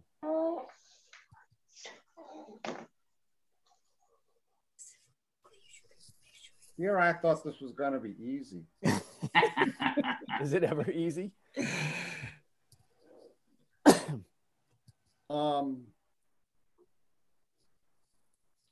So I'll just read this. This is the passive recreation definition from the EOEA. Any outdoor activity that occurs in a natural setting with minimum disturbance of the natural and cultural resources and that is consistent with quiet enjoyment of the land, including not limited to hiking, nature study, outdoor education, cross-country skiing, snowshoeing, horseback riding, trail biking, hunting, fishing, picnicking, canoeing, ice skating, community gardening, swimming in natural bodies of water, or informal sports activities on an open natural field.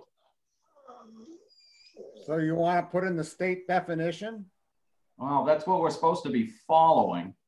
But we're not going to allow community gardening on, you know, all of our land. So, I mean, there are some things that we're going to exclude. Or regulate to the point where you can say, all right, well, we're going to allow community gardening on whatever, you know, piece of property or pollinator habitats. We're not going to put a pollinator habitat on every piece of land, but we're going to, you know, with permission, allow it in certain places. So, Richard, would you say geocaching falls under passive recreation based on that definition? Myself, I would, because you're hiking with a GPS trying to find a location. Yeah, so would I. It's much different than orienteering. It's just that somebody's left a little package for you. And I mean, I have done it many times and I've never come across a site that was littered or overused or improperly used. Again, I think the geocache community is a very respectful community. So And do just I. to Ken's point, it is getting into weeds a bit, but sometimes it's easier to say what you can do rather than say what you can't do and then everything else is open.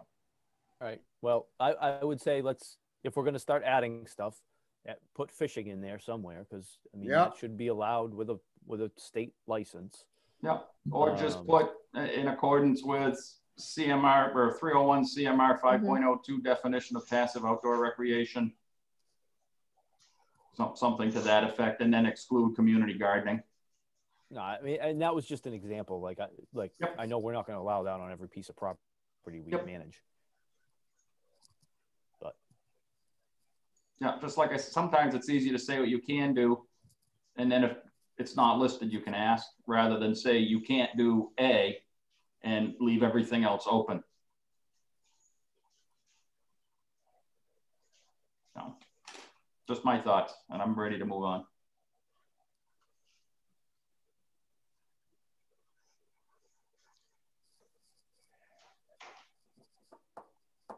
Does anybody else have any remarks about? Are we in section 2 yet? Section 2, hours of operation, overnight usage, motorized. 2.15, Bob, 2.15.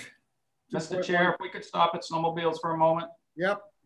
I believe you have it listed as snowmobile use is allowed on trails as authorized by the commission. Yep. I would add in there to change the statement to say snowmobile use is allowed on trails marked for use by snowmobiles as authorized by the commission.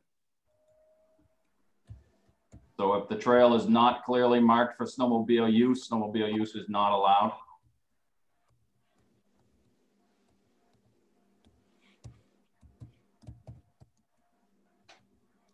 And that's a great suggestion, Rich. But I'd also say that, I'm working hard on these trail maps, and they'll be also identified on the trail maps.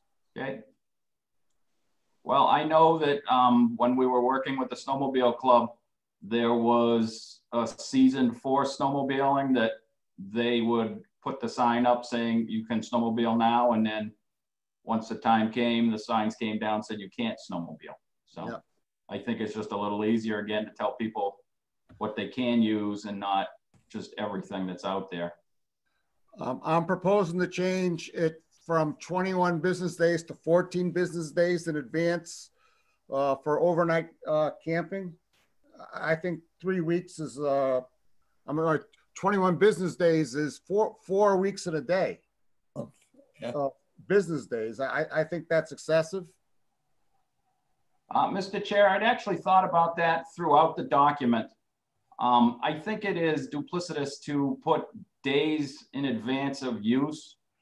If they have to get written permission from the commission prior to their event or use, it has to be legal that we can post it on our agenda to give a decision. So, to put days prior to use on there, I think is not quite accurate. I think it should just say approved by the commission. The written permission must be given prior to the use and must be carried by the person at all times, because that statement comes up quite a bit. But it doesn't matter how many days before they just let us know. I mean, they have to let us know within the legal window that we can post it on our agenda. I think it's sufficient notice. So it can be posted on the agenda. Yep. I'll come up with some verbiage and change presented to the commission so that it be posted on a legal agenda for review prior to the event. Does anybody else disagree with that? No, I think that's a good point. I'm going to change that throughout. Yep. Anybody else have any comment on the snowmobile issue? Well, go back up to 2.15, Bob. The deer stands. That's way down. That's way down, Jack. Oh, it's way down? Yes. Oh, okay. 15 comes after 3, Jack. Section 2. Okay. 2.15. I guess I copied it off wrong. Then what was the opinion, Bob, on marked for use by snowmobiles edition? Oh, I thought everyone thought that was a good idea. Move forward. Yep. Did anybody else have any comments here? Let's see. I'm going to change that. I'm going to come up with verbiage for that and put it in the draft. There we go. 2.15. Yeah, I'm sorry. I thought I had 2.1.5, but you're right. Okay, just that the tree stands must be removed at the end of the applicable hunting season.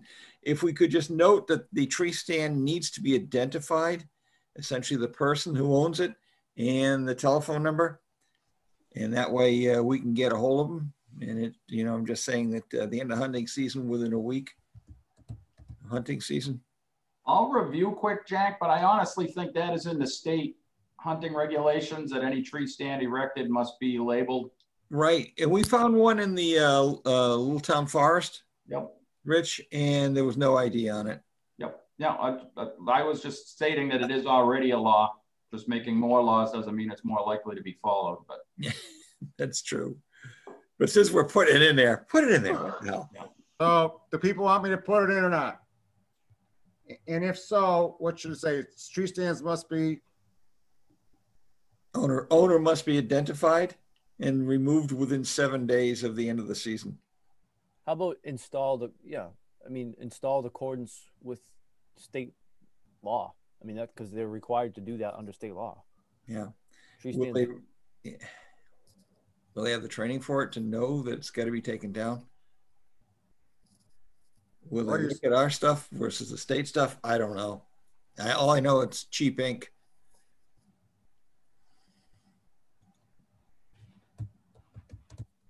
Mr. Chair, if you just go back quick to yes, sir. 2.12. Yep. The property at Hunting Hill, the wildlife conservation easement, is actually owned by the town of Lunenburg solely. It is not jointly owned with Shirley or the Fisheries and Wildlife. There is a conservation easement on it, which is held by Shirley and the Fisheries and Wildlife, but Lunenburg wholly owns the property.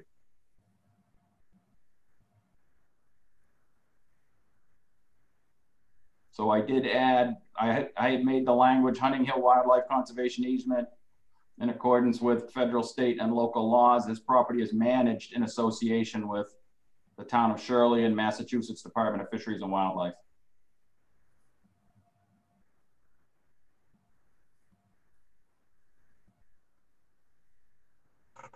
So Rich, did you want me to change something more than what I've done here on the screen? Let me just look. I have my own red line version. Property owned by, yep, that's fine. Okay, thank you. And if you're so inclined at some point, if you're wordsmithing, you can always add that it's part of a larger hunting area that encompasses Shirley and Townsend, as well as Lunenburg. Okay. I moved the enforcement to the end. I didn't change anything in enforcement. I just moved it to the end.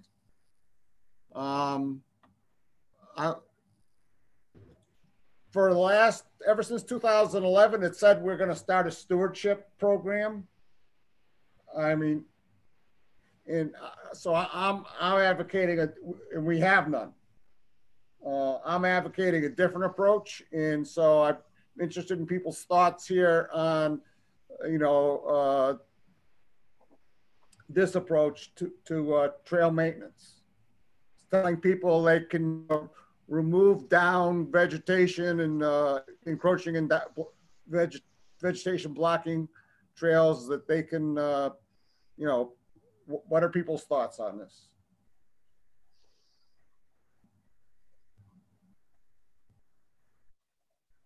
I do it now. Most of my friends, if it's a branch down, we pick it up and throw it off the trail. But I was talking with somebody out there, and they had cut up a down tree across a trail, and they were all concerned that they were getting in trouble for it because they didn't have permission from the Conservation Commission.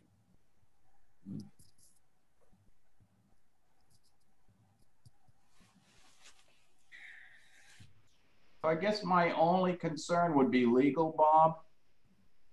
If we're encouraging people to go out with tools and saws and things like that, and what liability does the town have at that point? And I totally agree with you, Rich, which is why I was going to send these at the end of this evening. I was going to send them off to Adam Costa again and ask for his review and comment in terms of liability, and what concerns, and did he have any suggestions about, or concerns or suggestions about, liability? Because I totally agree with you on that. Perfect. I haven't seen it here, but it's a big problem in other places where people go in and blow all the leaves off the trails, so they have better traction for their mountain bikes. And I haven't seen too much of it in Lunenburg, but it's also a big problem other places. People put in jumps and stunts and stuff like this, and we can't allow that. And then I just the enforcement thing I did have, Bob, that we had skipped over back in the uses. You had dog walking under restraint. Well, that's what's in our current regs. Okay. And I may be off on this, but I think the town's leash law is that the dog has to be under control, not under restraint. So are you advocating that we change this to under control? I would, because I do know quite a few people that go out there with their dogs, and restraint to me means you have them under a leash. And I don't think that's necessarily the intent of letting people walk their dogs out in the woods in a natural setting. I would feel a little more comfortable with under control, as I think that's how it states in the town's leash law. Yeah. Anything else? Oh, and then I sent everyone an email when we were on a second email about I'm proposing to add a section about people are allowed to remove down here at the end here where it says this new section 3.0, that add in here that people the removal of invasive species is permitted. And then I picked out 18. Massachusetts has a list of 35 invasive species. And if you go, and I went through that, and these are all the upland species that are trees. They're not herbaceous. Some of the invasive species are herbaceous, and some of them are aquatic. I was wondering, how would people feel about putting that into the draft?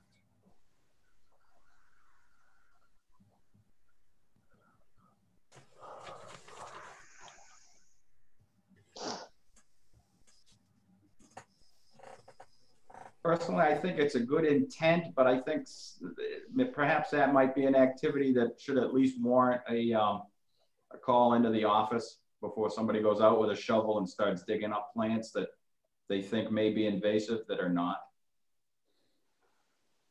So how would we, let me call up the email I just sent out. And let's wordsmith it. Mechanical removal of the following invasive species is permitted after consultation with the agent. Perfect. Yeah. Well, then that's what I'll do. Personally, I just would feel a little bit better before somebody went out and started removing plant material. Well, it's just like, I know all along the Mulpus not all along, but there's lots of places along the Mulpus where the Oriental bittersweet's just taken over. Yep. And the rose, the multiflora. Mm-hmm. And I mean, so, Mr. Chairman, if just your 3.2, excuse me, hardening crossings of wet areas on existing trails is permitted. What is hardening? Means you put flat rocks on the top of the mud so that when you ride across the stream, It's not, but it's a form of filling too, isn't it? It's putting flat rocks, Jack. You put enough flat rocks, you got a dam. The only issue I guess I have with that is, you know, people pulling stone walls apart to. Well, we can take it out. If you guys don't like it, we can take it out. Take it out. I'll take it out. Yeah. Let me go back and find that. 3.2? 3.2. 3.2.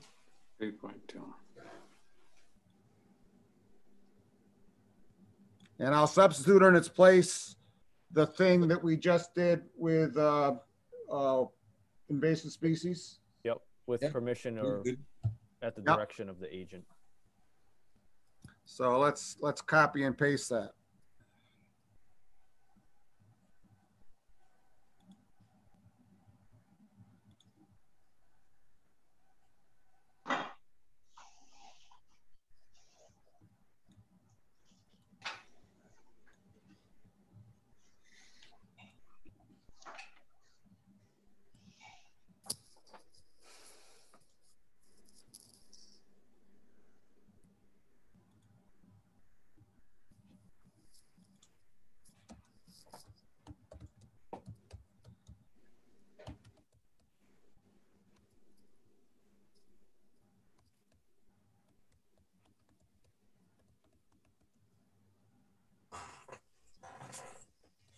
I think Matt's formal title is Conservation Administrator. Yep.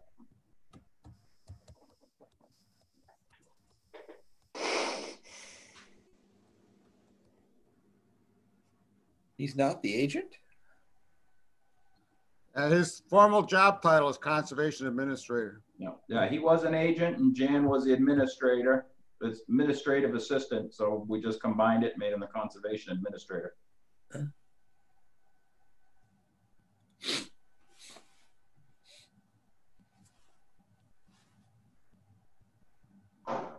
So I'm proposing this wordsmith. I'm proposing to wordsmith the thing about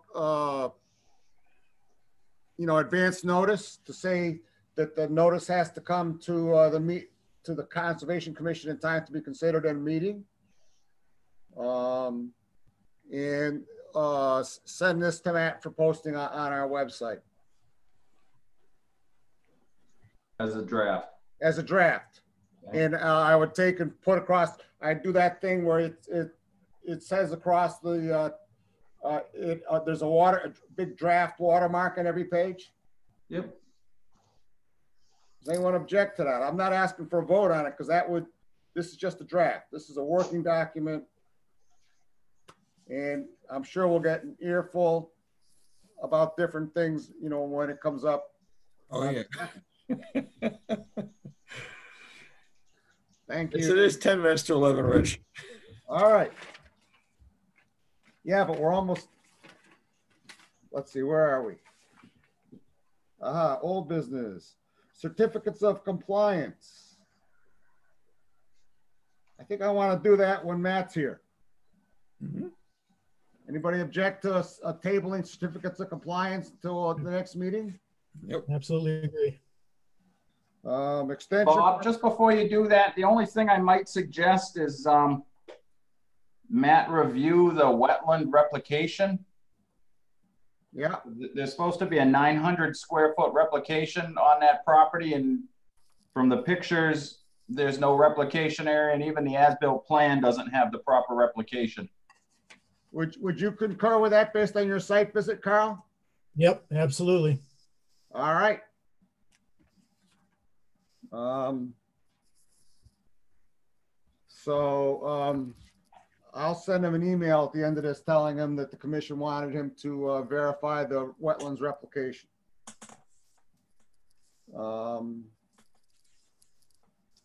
Extension permit, none. Committee reports, any updates? Working. No administrator determination. We just did. Chairman, if Yes, I could, and Matt was out. When we were at the site visit for 28 Oak Ave, there was an adjoining piece of property that looked like it had had some extensive work done with regard to tarring the whole back section. And it's well within 100 feet. And he was going to check on that. And I just wanted to see, and he's not here, but if he made any progress from that regard. So why don't you send him an email on that, Jack? Okay, I will. Thanks, Bob. I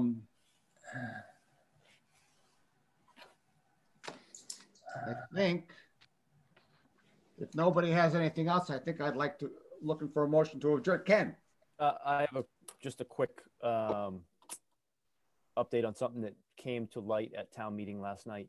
One of the speakers during one of the articles alluded to the fact that there was a major dumping site on town property. So if you guys watch the video of, the town meeting and you see that, it was looked into today by the fire chief and myself. He alluded to the fact that there might be hazardous materials there and there were tires and things like that. It's on a piece of property that's not under the care and control of the Conservation Commission, but it is under the care and control of the selectmen. It is on town property. We found it. There doesn't appear to be anything that's very recent. It's an old farm dump, as you find on all these old farm properties. So it's been forwarded to the town manager. Matt's aware of it, and it's being investigated currently. So. And I think Matt put the pictures, Ken, in the he did. Drive under the meeting. Yeah, tonight. we put them on the cloud. The piece, it's on there. It's the Woodruff property. So there are pictures on there, and it's ongoing, and it's basically in its infancy. So. Thank you. And Ken, thank you so much for representing the commission at last night's meeting. You're welcome. Just as a, update, everything, all the articles that we had passed, with little to no discussion. So. Yeah.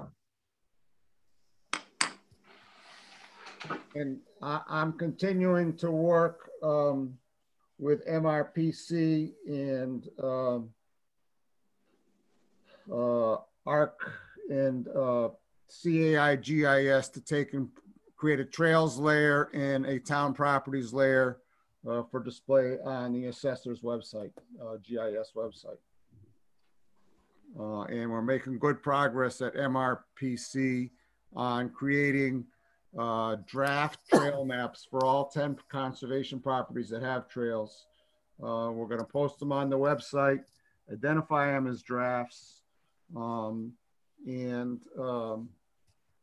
identify them as drafts and solicit public comment on them. So we're making progress. Okay, Rich. I did have a public comment if we're at that section, Bob. Yeah, absolutely. Yeah, go ahead. All right. I know this is a difficult subject. As chair, I always had a hard time with it, but now that you're chair, I get to stand on my soapbox and rail on a bit. Some of the applications that are coming before us are woefully inadequate. The one that we just had was 1168 rear for a tear down that was in the buffer zone in the riverfront. There was possible wetlands on the property. I think it does just tend to clog up some of our agenda to bring those forth. If they're not complete, the clock's not ticking, and I think they probably should be left off the agenda until such time as they are complete. And I had been trying to meet with Matt every Tuesday. Yep. 2 weeks before the meeting to look at the applications, because I was trying to address that very issue. Mm-hmm. Because I'm also, it's like I think we had 3 applications tonight where it looked like the applicant did not submit any plans, that Matt did the plans based on the assessor's website. And I mean, that's great that Matt wants to do those heroic things, but it's not the right way to go about things. And but I did meet with him over these applications. Okay. And I know from firsthand experience, it's not the easiest thing, but it seems to be getting a little worse from time to time. So yeah, it does make it hard on a decision process. Well, and I hate continued hearings. Yep. You know, it's like because I mean, we had 11 since I've been chair. I don't think we've had any meeting with less than 10 hearings. And some of that is because there's so many continued.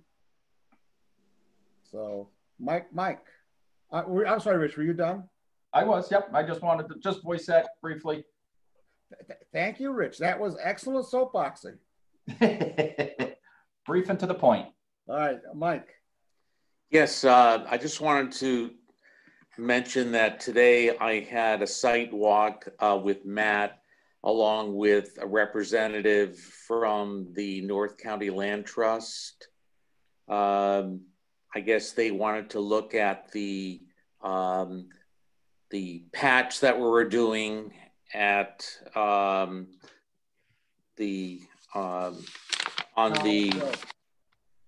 our town property.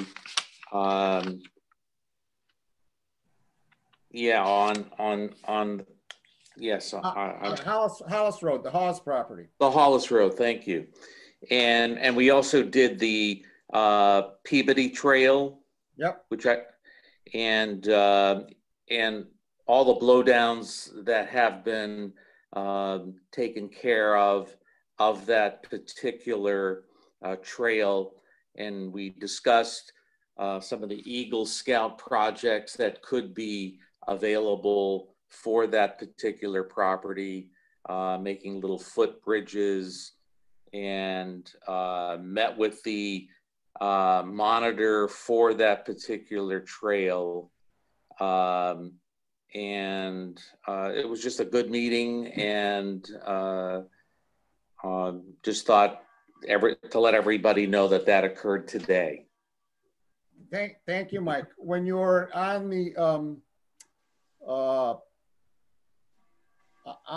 the Peabody property, did it come up at all that when they first came to us with that plan that it showed a bridge, and did it come up at all? Did they ever have any plans to actually install that bridge? The large bridge at the end of the trail? No, there's when they first, their property goes to the other side of Mulpus Brook there. Yes. And when they first came to us, they had plans to install a bridge across Mulpus Brook to get to the other part of their land. I think they realized that bridge was going to be too expensive to do. Yeah. So they essentially abandoned that particular project. But we did walk on I guess one of the red loop trails, and found a part of that trail that could use a much smaller bridge that could be done as an Eagle project. Yep. And that's what they're going to consider doing. Right.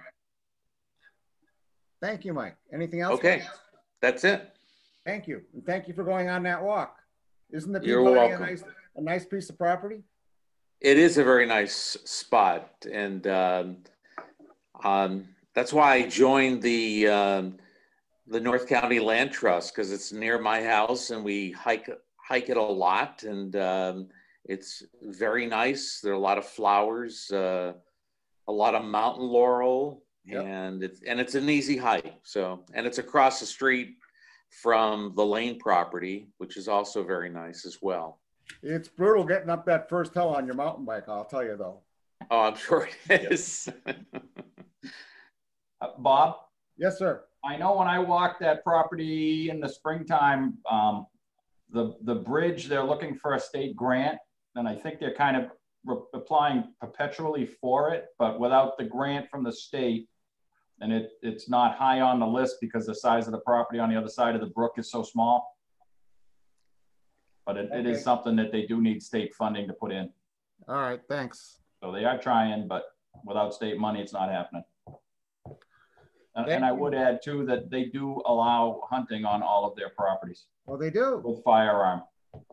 Oh, good to know. Yep. In fact, I think they listed on their sign out there at the street. Any other comments or questions or public comment? I did have one other quick comment. Yes, We sir. did the walk on Hollis Road and the Reno property. When are we following up on that with discussion? Well, I thought it was too late to do it tonight. Basically, I don't know if you spoke with anybody that went on the site walk, but you know, most of the people who were there were either from the pollinator habitat, you know, and they were concerned about the impact on the pollinator habitat, or they were the Robb's Hill people, you know, and they were concerned that someday if we do forestry activity there, that we may do forestry activity, you know, at some point in the future on Robb's Hill. So, and Ken went way out of his way to allay their future concerns. Okay. Not. So, I'm sure Tim is very tactful in his approach. I thought I was pretty tactful. Actually honest. I resemble that remark. So, but there was, everyone thought it was a great idea. The Reno was, everyone thought that was a great idea. Yep. You know, and I think there was some concern on the part of the pollinator people, you know, about the work on Hollis, but I didn't think we were going to get that much pushback on either one of those. I mean, what did you got think? more than you had anticipated, I take it? Less than I had anticipated. Oh, okay. Yeah, I didn't think there was much pushback at all. I thought it was actually a pretty productive discussion. Yep. Mm-hmm. Well, what did you think, Jack? Well, I totally agree. I think that we allayed their fears. They understood why we're doing the patches. And the Reno property, they were happy to just, yeah, go ahead, have a great time. It's just a big swamp as far as they were concerned at that point. So I think it did well, and they talked to me on the way out. And by the way, they're one of the people talking about hunting. So they were very happy. They really were, and I think that they're going to turn into a great resource for, you know, propagating what we're trying to do. Can I say one thing about that though? Yeah. I think that going forward, you know, when we tried to do Robb's Hill, good, bad, or indifferent, we had a core group of people from that area that were, you know, because it was happening there.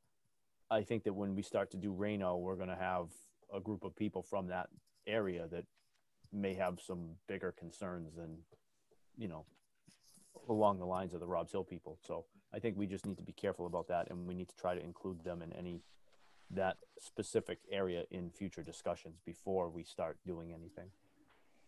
I agree, Ken. We learned that lesson. You're right. Yep. Yeah. So I think we haven't had any pushback, but people in that area don't necessarily know that it's going to happen, or, you know, we're proposing what's going to happen. So I think we just need to all right. I would really like a motion to adjourn. So move. Sorry, Bob, just so at this point, we're going to put on the agenda to discuss the forestry planning for those two properties. Yeah, I'd like to take and devote some time to it at our next meeting. Okay. Either, well, let's see if we're going to do the public hearing at our next meeting on. Well, I'll make a decision, Rich. Let me see how big the agenda is at the next meeting. That's fine. You know, Yeah, just, and if it's not too big, we'll do it keep it moving on December 2nd. And if it is too big, we'll do it. We probably won't have a second meeting in December. So I haven't gotten that far ahead, but I'll bring it up again. I'll put it Why on. won't we have a second meeting in December? When is our? I haven't looked that far ahead. 16th. Oh, or we can do it on the 16th. We will have a second meeting in December. Okay, perfect. I make a motion, we adjourn. Thank you. All right, do we have a second? That one. All right. Ken Jones. Aye. Rich Bursch. Aye. Katie Childs. Aye. Carl Luck. Aye. Jack Rabbit. Aye. Mike LaRouche. Aye. Yeah. Yeah. And I vote aye as well. Thank you, everyone, for hanging in there. Good night, everyone. Good night. Thank Happy you. Thanksgiving. Happy Thanksgiving. Thank you. Thanksgiving. See y'all in December. Don't burn your Okay. turkey. I'll show up at your house. I'm working Thanksgiving. Oh, that's a good point. Night. Thank you. You. Okay. Kill that. Oh, I can't kill your screen. Let's leave.